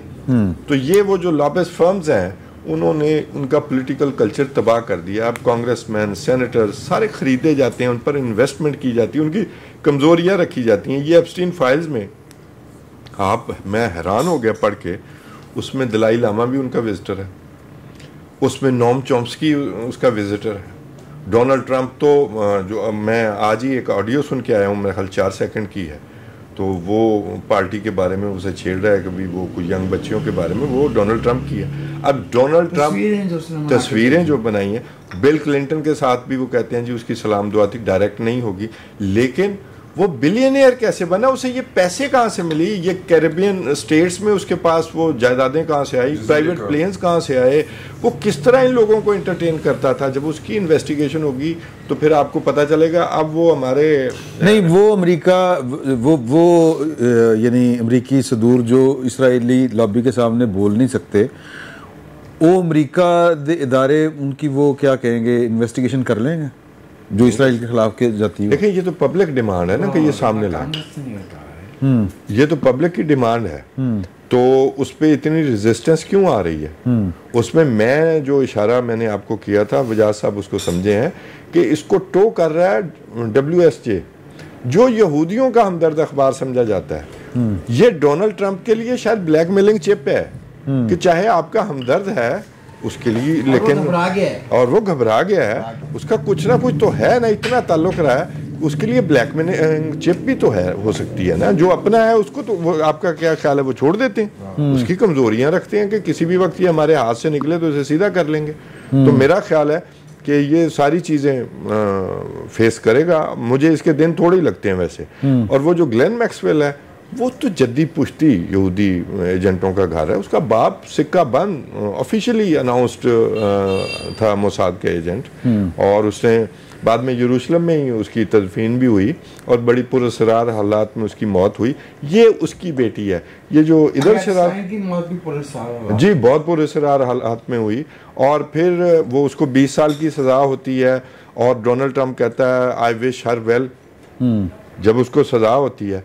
अब जो बात कर रहे हैं रजी साहब, वो ये इमरान खान के हवाले से कर रहे हैं कि वो इमरान खान की भी गर्लफ्रेंड थी। उसके जुम्मे जो इसराइल के हवाले से जो नेक्सस सामने आता है, मैं कह रहा हूँ सर, हाँ। मैं जिम्मेदारी लेता हूँ, वो ये है कि दुनिया में जो भी इन्फ्लुएंशियल लोग हैं उन पर ये लोग काम करते हैं, और वो कुछ सहाफ़ी के रूप में भी होते हैं, वो इस तरह कुछ सेलिब्रिटी के रूप में, कोई अदाकार के रूप में, कुछ इस तरह के सप्लायर, ये सप्लायर ग्रुप था बेसिकली, और ख़ुद भी एलीट में उठते हैं। अभी मैं आज एक देख रहा था, एक खातून थी जो 67 की वॉर में मोसाद ने हायर की हुई थी, कैनेडियन वो जर्नलिस्ट के तौर पर, और वो अरबों के यहाँ भेजी गई और अरब उसे देख कर पागल हो गए।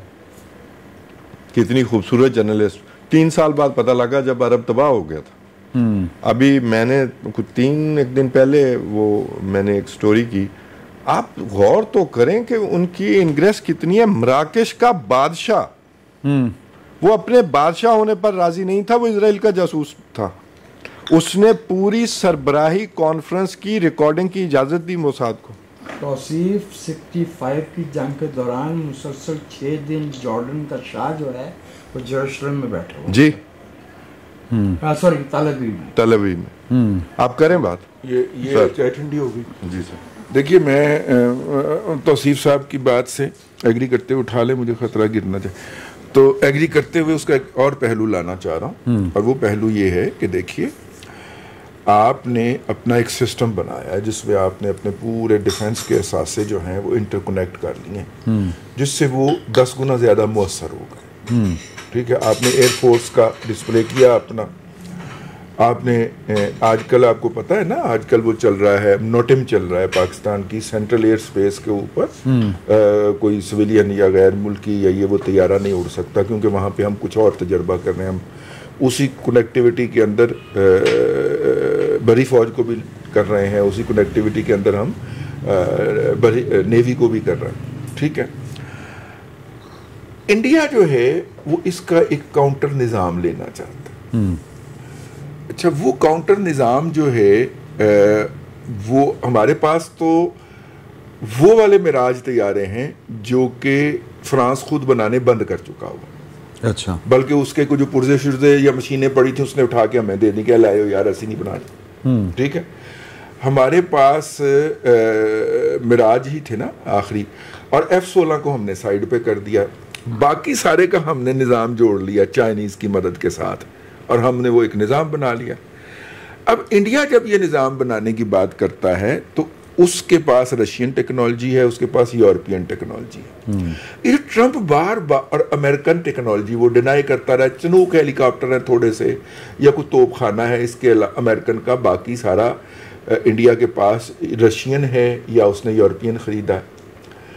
तो जब अब ये निज़ाम उसको चाइना के मुकाबले में अगर कोई बना के दे सकता है या बनाने में हेल्प आउट कर सकता है तो वो अमेरिका कर सकता है।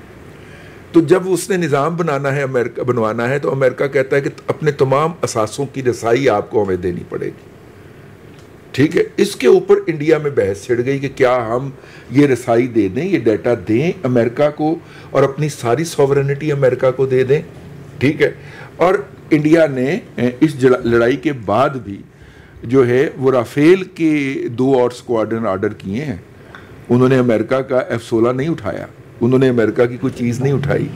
ये जो बार बार, मेरी राय के अंदर बार बार ट्रंप इंडिया को ह्यूमिलिएट करता है, वो बुनियादी तौर पे उसे पुश कर रहा होता है कि वो इंडिया अमेरिकन टेक्नोलॉजी की तरफ आए, जो कि इंडिया अभी तक मज़ाहमत कर रहा है। इंडिया हमारा दुश्मन है, हम उसके कोई हमदर्दी में नहीं बात कर रहे, लेकिन सिचुएशन ये लगती है मेरी दानिश के अंदर कि ये अब 21वीं मरतबा उसने जो है वो इंडिया की शिकस्त का जो दिया है। ये बार बार ट्रंप इसलिए प्रेशराइज कर रहा है, उनको ह्यूमिलिएट कर रहा है इंटरनेशनली बैठ के ताकि वो चाहता है कि इंडिया हमारे सामने सरेंडर कर दे कि भाई तुसी बना के देना है आपके, हम तैयारे भी खरीदने को तैयार हैं, F-35 जो है फलानी भी खरीदने को तैयार है। इंडिया तैयार नहीं है। उसके अंदर जो बैठे हुए उसके थिंक टैंक हैं वो कहते हैं कि अगर हम इंडिया की तरफ जाते हैं, हालांकि इंडिया ने इस खित्ते के अंदर as a American proxy China के खिलाफ एक्ट करना है। अगर हम क्वाड का वो देखें तो,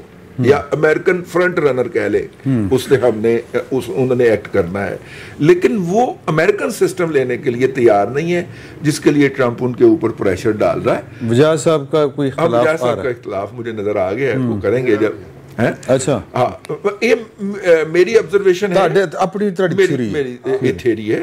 आप उससे इख्तिलाफ करने का पूरा हक रखते हैं। नहीं मैं मेरी क्यों कहा नहीं मैंने कहा बाकी दोनों है। सर वजाहत साहब नहीं पहले चाय पी लें। हाँ जो इब्तदाई मौजूद जहाँ से आपने सवाल किया था उस पर तो जो मेरे भाई तौसीफ ने कहा है with minor differences I largely agree with him. जो ये दूसरी बात है, इसमें इंडिया का इनकार करना अमेरिका की तरफ जाने से, इस पर हर इंसान अपने तरह से सोचता है, अपने मुशाहिदात, अपनी आरा कायम करता है, जो कुछ उसने जाना बूझा होता है। My understanding is that in future, not may be tomorrow, लेकिन 5 years, 10 years, 12 years down the road, America का मुकाबला वर्ल्ड सुप्रीमेसी के लिए इंडिया से होना है। इंडिया अफोर्ड ही नहीं करता कि वो अपनी सॉवरेनिटी जो है वो सरेंडर कर दे अमेरिका को। जहाँ तक चाइना का ताल्लुक़ है, इस वक्त बहुत से दोस्त जो है वो चाइना के बारे में बहुत अच्छी तवक्कुआत और उसको बहुत हाई रेट कर रहे हैं। दुनिया की तमाम कौमों की तरह चाइना के भी चिंक्स हैं आर्मर में। यही होता है ना, ज़रा बख्तर में कुछ ढीले निकात हैं और हैं। इंडिया अस्यूम कर रहा है कि भले 4 का और 29 का कोई मुकाबला नहीं होता। यही इस वक्त रेशो है ना ताकत की, मुआशी ताकत की। लेकिन मैं भी ये समझता हूँ कि at the end of the day ultimate जो कैपिटलिस्ट वर्ल्ड में मुकाबला होना है, कंपटीशन होना है, वो इंडिया और अमेरिका का होना है। उसमें ना रशिया है ना आपका इख्तिलाफ। मेरा यही था कि इंडिया क्यों नहीं जा रहा। मेरा बस यही था कि ये वजह नहीं है कि वो ह्यूमिलिएट कर रहा है, वो ये कर रहा है, वो कर रहा है। Indians are also by the way no small fry, और ना उनके थिंक टैंक जो है, और ना उनकी इंडिया के अंदर इंग्रेस को अंडर एस्टिमेट कीजिए। ठीक, आपका भी आप मेरा थोड़ा सा हाँ। एक तो जो वजाहत साहब ने बात की, मैं पहले वो कर लूँ। देखें, जो दुनिया में नज़र आ रहा है इस वक्त वो ये है, जो इवन अमेरिकन्स ने भी ये कहा था कि दुनिया अगले 100 साल में जो सेंट्रल एशिया को डोमिनेट करेगा वो ही सुपर पावर रहेगा, जो क्रेसेंट बनती है। ठीक है, तो उसमें ज़ाहिर है चीन ने थोड़ा सा आगे बढ़कर, और अमेरिका की कुछ बेवकूफ़ियाँ हैं, लेकिन ये मॉडल उन्हीं का था। जो मुझे नज़र आ रहा है कि ग्लोबल नॉर्थ और ग्लोबल साउथ का मुकाबला है। ये मल्टीपोलर वर्ल्ड हो चुकी है दोबारा से। तो इंडिया, जो वजाहत साहब कह रहे हैं कि इंडिया का मुकाबला होगा अमेरिका से, एक तो बात तो उन्होंने ठीक की है कि ये कल नहीं होगा, हनूज दिल्ली दूरस्त। और इंडिया के हवाले से मैं मजीद इसे दूर समझता हूँ, क्योंकि सनतकारी के हवाले से इंडिया का अभी वो इंफ्रास्ट्रक्चर है ही नहीं जो चाइना का है। ठीक है, चाइना और इंडिया जब मिलेंगे, ग्लोबल साउथ मुकम्मल होगा, तब अमेरिका को शिकस्त होगी। इंडिया अकेला या चाइना अकेला ये ग्लोबल साउथ मुकम्मल नहीं होता। तो उन्होंने बहुत दफ़ा ये कोशिश की कि इंडिया चाइना, जैसे ब्रेज़िन्स्की ने कहा कि रशिया इस वक्त लीड नहीं करेगा, फॉलो करेगा चीन को, तो रशिया भी फॉलोइंग में होगा। तो ये इनफैक्ट ग्लोबल नॉर्थ और ग्लोबल साउथ का इशू है। इंडिया अकेला सुपर पावर और चीन के साथ होते हुए, कल भी उन्होंने 3 मिसाइल्स के तजर्बे किए हैं और चाइना स्पेसिफिक है, वो करते रहें। लेकिन अभी एक 5 गुना बड़ी इकॉनमी है, जो कि जयशंकर ने खुद कहा हुआ है कि हम उससे कैसे लड़ सकते हैं। तो मेरा नहीं ख्याल कि इंडिया और चाइना अकेले अकेले मुकाबला कर सकते हैं। दूसरी बात जो इन्होंने की, ये मेरी नॉलेज में नहीं है, रज़ी साहब ने जो कहा है कि वो कहते हैं जी हमें सारे सिस्टम तक एक्सेस दें, ऐसे हुआ नहीं करता। ये टेक्निकली मुझे कम से कम मेरी नॉलेज में जिस कैटेगरी में है, हाँ जी, ऐसे हुआ नहीं करता। आपको पता है वो रफाल कंपनी वाले जो हैं उनके साथ जो इस वक्त उनका इख्तलाफ चल रहा है, कल ही मैं पढ़ रहा था, वो सोर्स कोड मांग रहे हैं उनसे, जो कि वो किसी को नहीं देते। कौन मांग रहा है? इंडियंस मांग रहे हैं कि हमने अपनी जो वेपन्स हैं उसके साथ उसे मैच करना है, सिंक करना है, सही लफ्ज़ है, सिंक करना है। तो वो उनसे मांग रहे हैं कि अदरवाइज यार हमें हमारे ये किसी काम के नहीं। और आप इकोनॉमिस्ट की रिपोर्ट आप पढ़ें, रफाल तैयारे, आपके एयर मार्शल ने भी कहा कि वो बुरे तैयारे नहीं है। आप जी, आपने जो अभी रिपोर्ट आई है इकोनॉमिस्ट की, उसमें ये है कि एयर टू एयर मिसाइल आपने लोड ही नहीं किए हुए थे जब आप पाकिस्तान पर अटैक कर रहे थे। तो आप बिल्कुल निहत्ते थे वो air to surface missile fire करके। नालायकी इंडियन एयरफोर्स की है, रफाल की नहीं है। रफाल के यूजेज की नालायकी है। तो इसको हम इतना नॉर्मल या इतना छोटा करके ना लें, बस ठीक हो गया। गन होता हाँ है जी, मैन बिहाइंड द गन, वो उसकी वजह से इकोनॉमिस्ट की बड़ी इंटरेस्टिंग रिपोर्ट है, उन्होंने ये चीजें ऐड की हैं। बाकी जो डोनाल्ड ट्रंप के बारे में मेरा मौक़िफ़ है कि वो ये कर क्यों रहा है, वो मैंने पहले ही बता दिया। सही, ये मेरा मानना। चोई साहब नालो भी ऐड कर लेना कि पाकिस्तान तहरीक इंसाफ जी ना ये लोकल इश्यूज के ऊपर तो सियासत नहीं कर रही, आपस दीजिए लगे हो इन्हें सेनेट की टिकटों के ऊपर, वो भी जरा साथ में कर दीजिए। ये जो इस मौजू में तो जो बात होगी है मेरे ख्याल, हाँ वो इनफ है, अगर किसी ने ऐड करनी है तो कर ले। हाँ वो लस्सी पानी करने। हाँ, दूसरी जो ये आपने पीटीआई वाली बात की है, पीटीआई वाले की जो सियासी जमात जो है, मैं तो हैरान होता हूँ कि वो सियासी जमात की तरह वो एक्ट ही नहीं कर रहे। पहले उनका जो मतमे नजर था वो था जनाब वो कैदी नंबर पता नहीं 804 हाँ जी, हाँ जी, 408, इमरान खान को जनाब छिड़वाना है। फिर उससे भी आहिस्ता आहिस्ता उसमें कई ग्रुप बन गए। कुछ लोग कहते हैं कि जनाब ये, बल्कि तौसीफ खान साहब ने कहा ये 3 औरतों की लड़ाई है आपस में, अच्छा, माइमा की और अलीमा की और बुशरा की, उसको जमात को टेक ओवर करने के लिए 3 मोहतरमाओं की लड़ाई है। अच्छा, हाफिज़ रिकॉर्ड नहीं हाफिज़ रिकॉर्ड करूंगी आपने पीटीवी पे गई, पीटीवी में गई थी आप, पीटीवी पे नाम नहीं लिया होगा आपने। नहीं नहीं नहीं, अच्छा, ग्रुप जो आपने कहा, 3 औरतें 3 कहानियां, ये मैंने नहीं 3 औरतें 3 कहानियां तो भट्ट ने कहा था ना, गौर भट्ट ने, फॉरेन सर्विसेज के जो लोग हैं सारी बातें, ठीक है ना। चलो कोई अब बहरहाल तौसीफ अहमद खान साहब ने नहीं कहा था, चलो तौसीफ अहमद खान साहब ने नहीं कहा था, मुझे लगा कि उन्होंने मैंने व्लॉग किया, मैंने कहा अच्छा, मेरे व्लॉग में। अच्छा आपकी अच्छा ठीक है। अच्छा बहरहाल ये अब जो सूरत हाल उनकी, कि मुझे तो ये लग रहा है कि इनको ये हो गया है, अंदाज़ा हो गया है कि जिस तरीके से हम सियासत कर रहे हैं, जिस अंदाज में, उस अंदाज से खान साहब जो हैं उसको बाहर लाने में हम कामयाब नहीं हो सकते, क्योंकि तहरीक इनसे चलनी कोई नहीं है। अगर मोमेंटम बनता है तो अली मीन गंडापुर साहब जो हैं वो कोई ना कोई ऐसी बात कर जाते हैं। पहले आपको याद होगा जब इस्लामाबाद आएंगे, फिर उसने कहा ना हम दोबारा फिर आएंगे, बंदूकें लेके आएंगे, ईद के बाद जो तहरीक चलानी थी। तो जब बंदूकें लेके आएंगे, आप ऐलान कर रहे हैं सीएम के तौर पे, तो जो आगे बैठे हुए हैं जिन्होंने अमने आमा के जुम्मेदार हैं, वो आपको इजाज़त देंगे आने की। हाँ। और साथ ही लीमा खान खड़ी हुई थी, उन्होंने कहा खान साहब ने तो नहीं कहा कि हमने इस्लामाबाद आना है, हाँ। ये कह रहे थे इस्लामाबाद आना है। अब 5 अगस्त की तारीख पीक पे होनी थी, 5 अगस्त को तहरीक जो है वो कह गए जनाब 90 दिन, कि 90 दिन का अल्टीमेटम दे गए, यानी कि 5 अगस्त तो गुजर गई ना फिर जी हाँ। और फिर जेल में जाके जो बैरिस्टर सैफ की मुलाकात होती है तो वहाँ ये खबरें आ गई। अब तो ये ओपनली कहना भी शुरू कर दिया लोगों ने कि जनाब वो खान साहब जो हैं वो अब रिलाई कर रहे हैं इनके जो गंडापुर साहब के ऊपर।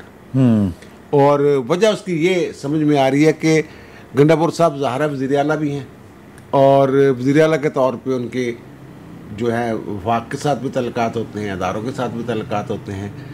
यानी खान साहब ये कह रहे हैं मैनू कटो यार, किसी न किसी तरीके कटो चलाओ या बगैर तहरीक तो चलाओ। और फिर वहाँ जो टिकटों की बंदरबांट है या टिकटों की तकसीम है, मैं बंदरबांट इसलिए कह रहा हूँ कि फवाद चौधरी साहब ने ये कहा है, उन्होंने उनसे सवाल पूछा गया फवाद चौधरी साहब से कि जनाब आपने भी 9 मई की मजम्मत की थी और मिर्ज़ा अफरीदी ने भी की थी, मिर्ज़ा अफरीदी को तो सेनेटर का टिकट दे दिया है, आपको वो शामिल भी नहीं कर रहे पीटीआई वाले वापस। तो उन्होंने कहा मेरे पास 50 करोड़ रुपया नहीं है। 50 करोड़ की बात हो रही है।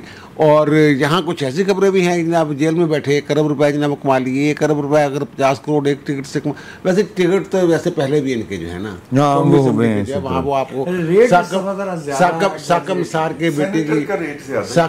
के बेटे की आपने वो सुनी हुई है ना पंजाब असेंबली वाले, यानी जनरल इलेक्शन की बात, जनरल इलेक्शन वो पंजाब के जो इलेक्शन थे, पंजाब में सूबा इलेक्शन जब असेंबली तोड़ी थी इन्होंने, उसके बाद जिमनी नहीं सर, पंजाब की असेंबली तोड़ के पंजाब के सूबा इलेक्शन थे, जिमनी नहीं थे। ओके, वो जनरल इलेक्शन में जाना था यार, जनरल इलेक्शन ही हो, पंजाब के जनरल इलेक्शन वो इकट्ठे हुए हैं ना। नहीं हुए तो 1 करोड़ कंफ्यूज कर रहे हैं आप उसको, कैसे हुआ, क्या हुआ था? मैं गुजारिश कर लूँ, वो ये था कि जब इमरान खान साहब ने असेंबली तोड़ी थी ना, तो जब बीच में एक डेट आई थी मई की कि इसमें इलेक्शन होने हैं, और भाई मेरे बाद में जनरल इलेक्शन में चले गया ना वो सारा मामला, इकट्ठे हुए ना, हुए ही नहीं थे इलेक्शन वो। हाँ ठीक है, वो इलेक्शन कब हो गया? आनी चाहिए, ठीक है ना। 1 करोड़ 20 लाख, 1 करोड़ फ्लो तोड़ दिया, 1 करोड़ नहीं, चलो कोई नहीं, 1 करोड़ 20 लाख में। और फिर इससे पहले भी सेनेट के इलेक्शनों में वीडियोस वगैरह सामने आई थी, नोटों के ढेर लगे हुए हैं, मशीनें गिन रही हैं। खान साहब ने कहा मैं छोड़ूंगा नहीं, इनको पूछूंगा, जैसे याद है आपको इसी तरह की सूरत। अब जो इनकी तहरीक है ये तो लगी नोट कमाने पे, कोस्तान करप्शन या कोस्तान करप्शन वाला केस, या फिर खान साहब की रिहाई भी पीछे रह गई हुई है, मुझे ये लग रहा है। अब ये नोटों वाले चक्करों में पड़ गए हुए हैं, और गंडापुर साहब अपनी हुकूमत बचाने के चक्करों में पड़े हुए हैं। सही कि किसी न किसी अंदाज में मेरी और जो अवामी मसाइल हैं उनके ऊपर मैंने तो नहीं देखा, मुझे याद नहीं पड़ रहा, सुमरों को शायद याद हो कि करारदाद महंगाई के खिलाफ पेश की हुई है, चीनी वाला इशू है, इसके ऊपर कोई करारदाद असेंबली में लेके आए हों, कोई पॉइंट ऑफ आर्डर जिस पे बात की उन्होंने, ये ऐसा में पहले क्या आज हड़ताल है? अच्छा हाँ, हड़ताल पहले तो माजी में जमात इस्लामी वाले जो है, आपको याद है कि महंगाई के ऊपर जनाब पूरे पहिया जाम हड़ताल की काल, और ये काल ये वो, पीटीआई वाले तो वो भी नहीं कर पा रहे हैं। पीटीआई मेरा ख्याल ये है, मेरा ख्याल खान साहब अपना इमरान साहब ये है कि पीटीआई इस हद तक मायूस हो चुकी है, वो कहते हैं हम अगर काल देंगे ना वो नाकाम हो जानी है या नाकाम बना दी जाएगी, तो एवं साड़ी जड़ी ना हो सुबकी होगी, मुझे ये लग रहा है। सुमरो साहब, अच्छा देखिए, हर पॉलिटिकल पार्टी का ना एक मिजाज होता है, उनकी तरबियत होती है। पीटीआई की ये तरबियत नहीं है कि कौमी इशूज़ की बात करें। हाँ। इवन जो ये इत्तेहाद बना है तहरीक तहफ़्फ़ुज़ ऐन पाकिस्तान, ये इत्तेहाद भी क्यों नाकाम रहा अब तक? अब दोबारा उसको रिवैम्प किया गया, दोबारा नए प्रिंटों के साथ सामने लाया गया। वो इसलिए नाकाम हुआ कि पॉइंट एक ही था। महमूद खान चकज़ई साहब भी बंद कमरों में कहते थे कि यार कोई नेशनल एजेंडा लाओ, मेरे हल्के के मेरे सूबे के मसाइल और हैं, आपको इमरान खान की लगी हुई है। सिंध के जो अपना जैन शाह साहब और दूसरे वो कहते थे यार हमारा एजेंडा किधर है इसमें। इसी तरह बाकी जो इत्तेहादी हैं सारे वो कहते हैं यार कोई ऐसा एजेंडा बनाओ ना जो सबके लिए हो, जो जनरल हो। तो ये पीटीआई का मिजाज नहीं है अवामी मसाइल पर बात करने का, ये total Imran Khan focused party है, और अब उससे भी हटती जा रही है। इमरान खान से भी उसका फोकस उनका हटता जा रहा है। अब अगर फवाद चौधरी ये कह रहे हैं कि 50 करोड़ मेरे पास होते, यानी वो मिर्ज़ा अफरीदी ने कम से कम वो ये फवाद चौधरी कह रहे हैं कि 50 करोड़ दिए। अब फवाद चौधरी इस 9 मई के बाद जब गिरफ्तार हुए, रिहा हो गए, उसके बाद 2-4 बार हमारी मुलाकातें उनसे रही हैं। उन्होंने कभी ज़ाती मुलाकात में भी इमरान खान के ख़िलाफ़ बात नहीं की। कि होता है ना बंदा रस्मन यार बैठे यार चले, उनको सियासत नहीं आती, वो उसमें भी कहते थे नहीं इमरान खान ठीक कर रहे हैं। आज अगर फवाद चौधरी ये कह रहे हैं कि मेरे पास 50 करोड़ होते, इसका मतलब है कि वो जेल में बैठे मकरू धंधा कर रहे हैं अपना। अब जब वो मकरू धंधा कर रहे होंगे पैसे कमाने का, तो फिर बाकी जो लीडरशिप है वो जेलों में क्यों जाएगी, तहरीक क्यों चलाएगी? नंबर 1। नंबर 2, इनको मौसमों का भी पता नहीं होता। पाकिस्तान में 12 मौसम इमरान खान कहते हैं, लेकिन कम से कम सावन भादों का मौसम जो होता है हमारे पास, बरसात का जो मौसम होता है, इन मौसमों में तहरीकें नहीं चला करती। 5 अगस्त की तारीख जो उन्होंने दी थी वो वैसे ही नाकाम हो गई। हाँ, वो तो अपने मुंह ही करवाती है। एक के बाद एक स्पेल आ रहा है मानसून का, और ख़तरनाक किस्म का। अगर उस टाइम पे बारिशें नहीं भी होंगी तब मोमेंटम तो नहीं बनेगा ना। आज हम बात करें 19 जुलाई, अब आगे दिन कितने बचे? थोड़े ठीक है, यानी पीक पर ले जाने के लिए इनको अगले हफ्ते तक तहरीक गली गली शहर शहर मुजाहरे होने चाहिए। तो गली गली शहर शहर तो अल्लाह माफ़ करे ऐसा ना हो, लेकिन गली गली शहर शहर तो अगर डूबा नहीं होगा तो बारिशों में तो होगा ना। अभी आज सिंध में और पंजाब में नया स्पेल है, कश्मीर में शुरू हो रहा है, बलूचिस्तान में शुरू हो रहा है, जनूबी पंजाब में, फिर आखिरी जनूबी पंजाब में आ रहा है।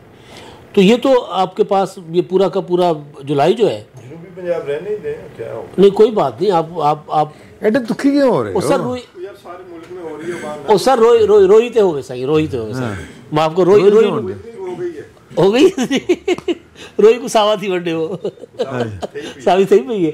अच्छा, तो असल बात जो है वो इस मौसम में तहरीकें नहीं चला करती सही, ये किसी की बात नहीं मानते, किसी का फैसला नहीं मानते। और वो जो 3 औरतें 3 कहानी, अब वो अलग कहानी है। अंदर बात हुई कि जी बेटों को आना चाहिए नहीं आना चाहिए, हलीमा खानम ने आके बाहर कह दिया कि आ रहे। जमामा ने ट्वीट किया कि वो पाकिस्तान आना चाहते हैं, उनको गिरफ्तार किया जाएगा। ठीक, बुशरा नहीं चाहती कि वो आए, अलीमा चाहती हैं कि वो गद्दी पे बैठे। मुझे नहीं पता, जमामा चाहती होंगी कि अगर एक इतनी बड़ी सियासी मीरास उनकी बनती है इमरान खान की, तो उसके औलाद जाके बैठे। अपना बुशरा चाहती होंगी कि जी बीवी तो मैं हूँ, मैं बैठूँ। तो ये अलग से एक मामला चला हुआ है। तो पीटीआई जो है वो घुमड़गेरिया नहीं होती सर, उसने फंसी हुई है, उससे निकल ही नहीं पा रही। तो अवाम का कहाँ सोचेंगे? सियासी जमात कम है और हरम सरा ज्यादा जी, और अवाम के मसाइल वो पहले अपने मसाइल से उलझे निकलेंगे तो अवामी मसाइल पर सोचेंगे ना। एक तो मिजाज नहीं है, और दूसरा जिन बहरानों का शिकार है पीटीआई, उसकी वजह से भी अभी तो 9 मई के फैसले आने सर। 9 मई के फैसलों के बाद पता नहीं कितने नायल होने हैं, कितनों ने पीटीआई को छोड़ना है।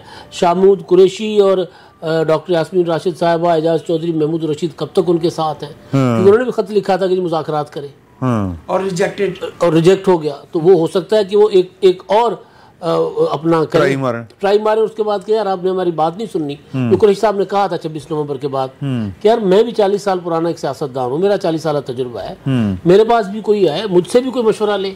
तो अगर इनसे मशवरा नहीं लेंगे तो पार्टी में क्या करेंगे? छोड़ देंगे पार्टी को। सही, रजी साहब मेरा हाल रोटी खान चले गए ना, मुझे लग रहा मौसम गए थे। अच्छा चलो सर, पीटीआई की तहरीक तो जो चलेगी, वहाँ पे एक इलेक्शन हो रहा है 21 जुलाई को, उसके लिए मुसीबत पड़ी है। वैसे तो पॉलिटिकल पार्टीज़ ने खूबसूरत जमहूरियत का मुजाहरा किया, वो जो एक दूसरे के जानी दुश्मन है और जो जिनके ख्याल में ये मुल्क के लिए बड़े ख़तरनाक हैं, मुल्क के मुफादात के ख़िलाफ़ काम कर रहे हैं, सेनेट की सीटों के लिए सब मिलजुल के इकट्ठे हो गए सारे। बड़ी अच्छी बात है। अच्छा, जमहूरियत इतनी खूबसूरत है हमारे मुल्क में कि उन्हें किसी को भी अपनी पार्टी के मेम्बरान पर एतबार नहीं है। जाहिर है, और तो कोई वजह नहीं ना, मतलब उनको ये कोई परेशानी थी कि वहाँ आना पड़ेगा, वोट डालना पड़ेगा, क्योंकि किसी को भी अपने मेम्बरान पर एतमाद नहीं है, ना पीटीआई को ना बाकी पार्टियों को। इसलिए सारे मिलजुल के आराम से करना चाह रहे थे इलेक्शन। कुछ उनके लोग अभी अड़े हुए हैं कि नहीं जी हमने इलेक्शन लड़ना है, तो शायद उस चक्कर में थोड़ा सा गिव एंड टेक होगा। उनको ऑफर्स की जा रही हैं, किसी को वो कोऑर्डिनेटर बना लेंगे, किसी को एडवाइज़र बना लेंगे, किसी को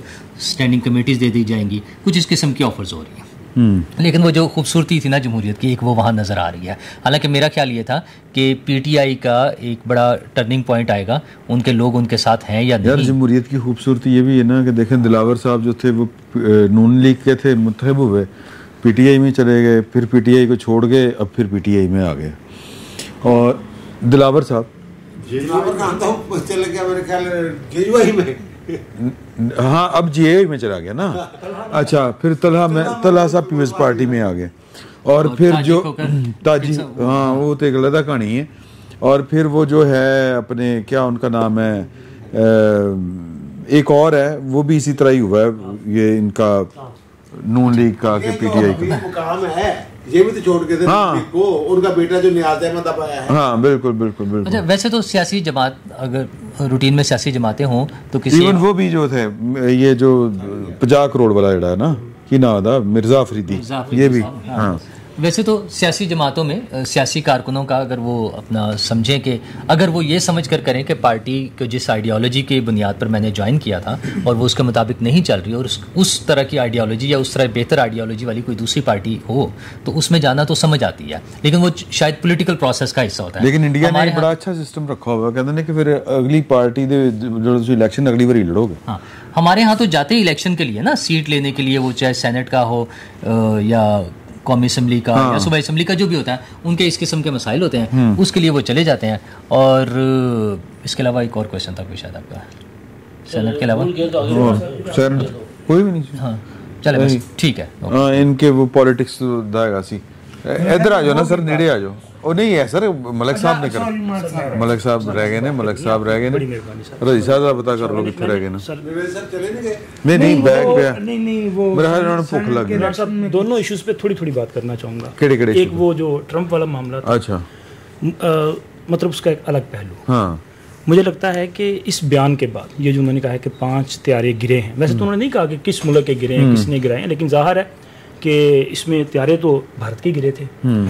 मुझे लगता है कि मोदी पे भारत के अंदर से पॉलिटिकल प्रेशर बढ़ेगा, क्योंकि इससे पहले भी वहाँ पे जो है अपोजिशन पार्टीज़ और इवन के उनके जो अलाई हैं उनकी तरफ से भी ये क्वेश्चन उठाया जा रहा था कि जी आप एक तो इसका जो स्पेशल सेशन है पार्लियामान का वो बुलाएं ताकि उसमें डिबेट हो, दूसरा आप एक्चुअल सिचुएशन जो है वो बताएं कि जी कितने त्यारे गिरे, कितना नुकसान हुआ, क्या हुआ, मतलब अब बताएं तो सही ना। तो डिमांड चल रही। तो ये भी चाहिए कि वो पहलगाम वाला वाकया जिससे सब कुछ शुरू हुआ, हजूर उसकी तहकीकात कहाँ तक पहुंची हैं? नहीं वो तो खामोश होगा ना। तो मुझे लगता है वहाँ पे ना प्रेशर बढ़ेगा और मोदी, और वैसे भी वहाँ पे चूंकि बीजेपी जो है वो बिलोंग करती है आरएसएस से, और आरएसएस का जो है ना वो वहाँ पे वो एक अखलाकी किस्म का वहाँ पे मॉरल किस्म का वो है कि वहाँ पे 75 साल से ज़्यादा जो है ना वो कोई भी वो मतलब वज़ीर आज़म या पार्टी हेड नहीं हो सकता। अभी उनके जो आरएसएस के मौजूदा सरबराह थे उनका मोहन भगवत, उन्होंने रिज़ाइन किया है, वो रिटायरमेंट ली है उन्होंने, और उन्होंने कहा चूँकि 75 साल हो गए हैं अब नई लीडरशिप आए, और मोदी साल 75 गए हैं सर, प्रेशर बढ़ता जाएगा। और दूसरा ये जो तहरीक इंसाफ वाला इशू है, अच्छा इमरान खान की रिहाई, तहरीक, सेनेट का इलेक्शन, पैसे का चक्कर, तो मतलब मुझे ये लगता है कि इमरान खान की रिहाई के लिए कोई सिंसियर है ही नहीं। कोई नहीं चाहता कि इमरान खान बाहर आए, और शायद इमरान खान की फैमिली भी नहीं चाहती। क्यों? अब अगर इमरान खान बाहर होंगे तो अलीमा खान कहाँ पे होंगी सर? आज Aleema Khan just for fame मुझे भी या कोई और भी चक्कर और अली अमीन गंडापुर पावर सर पावर्स नहीं रहेगी ना, वो सारी पावर्स उधर चली जाएगी। तो इसलिए कोई नहीं, मेरा ख्याल है कि कोई नहीं चाहता कि इमरान खान बाहर आए, ना ही ये सिंसियर है ना ही संजीदा है। इमरान खान ने कहा था कि जी 5 अगस्त को पीक पे जाएगी। ये पीक का क्या मतलब होता है कि वो जैसे इससे पहले आप लॉकडाउन कर रहे थे शहरों में ना, कि आप इस तरह का एक माहौल बना दें, हाँ कि जी ये हुकूमत, ये सिस्टम जो है वो बिल्कुल जाम हो जाए। ठीक है, लेकिन गंडापुर आए इस्लामाबाद से, नहीं पेशावर से इस्लामाबाद, और फिर वहाँ से रास्ता जीटी रोड वो लाहौर आए। उनके आने से पहले अलीमा खान कहती थी कि अली अमीन गंडापुर ने इमरान खान को माइनस कर दिया है, और मिर्ज़ा अफरीदी के डेरे पे जो जश्न हुआ और उस जश्न के हवाले से या उस पावर शो के हवाले से, वैसे तो बहुत सारी बातें हैं। वो इमरान रियाज ने कहा कि 12 करोड़ शिबली फराज ने लिया है, वो तो 40 करोड़ कहता है कि 40 करोड़, और लाहौर में तो मुख्तलिफ ज़राए जो हैं वो ये बातें भी कर रहे थे कि शायद कोई 2 अरब की गेम चल रही है सारी। तो अब इतना पैसा है, उसके बाद फौरी तौर पे अलीमा खान का जो है वो देखें कि कैसे यू टर्न लिया, इमरान खान ने बड़ा ज़बरदस्त काम, हाँ इमरान खान ने ले लिया। और वो जो फवाद चौधरी कह रहे हैं, इसका मतलब है कि सर पैसा तो चला है, और पैसा तो शुरू दिन से इमरान खान और तहरीक इंसाफ की कमज़ोरी है। सिर्फ कम ते जवान दी मौत है ना, कम करना कोई नहीं, हटते भंदने नहीं, और मतलब और आखिर पालने वाले भी तो होते हैं जो तो पालने वाले जो हैं वो भी लेके चल रहे हैं, सारा कुछ हो रहा है। तो इमरान खान की रिहाई और सेनेट का जो इलेक्शन है उसमें मुझे लगता है कि शो लग जाएगा। अच्छा, क्योंकि इरफान सलीम साहब तो अभी तक डटे हुए हैं, वो कहते हैं कि जनाब अली या तो जो है वो पूरी तरह से फतह होगी या शिकस्त होगी, अगर मैं हार भी गया तो वर्कर की फतह होगी। ये भी तो सकता है ना, माइक का मुंह इस तरह करता था, ये भी तो सकता है ना कि वो मुराद सईद वाला वो कहते थे जनाब जो इरफान सलीम है आपको हम टिकट दे देते हैं, मुराद सईद को निकाल देते हैं, इस तरह का कोई हो सकता है सीन?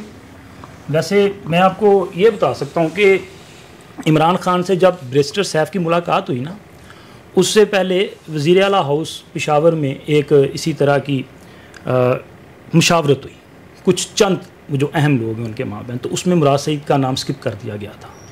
और तो उसकी जो रीजनिंग, हाँ वो उसमें रीजनिंग ये थी कि जी देखें जी, मुराद सईद साहब जो हैं अगर वो आएंगे तो वो धर लिए जाएंगे, अगर वो धर लिए गए तो अरशद शरीफ कत्ल केस जो है वो किसी और तरफ निकल जाएगा और इमरान खान साहब जो है वो खुद इसमें फंस जाएंगे।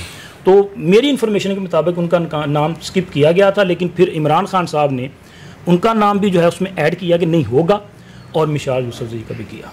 अच्छा, वो तो याद आ गया मैं जो कह रहा था आपको, एक पॉइंट वो जो मैं कह रहा था, आपने एक बात और की थी कि अवामी मसाइल पर सियासत क्यों नहीं होती। ख़ासतौर पे आपको वो जो आज की हड़ताल की कॉल थी उसके हवाले से हम जिक्र कर रहे थे।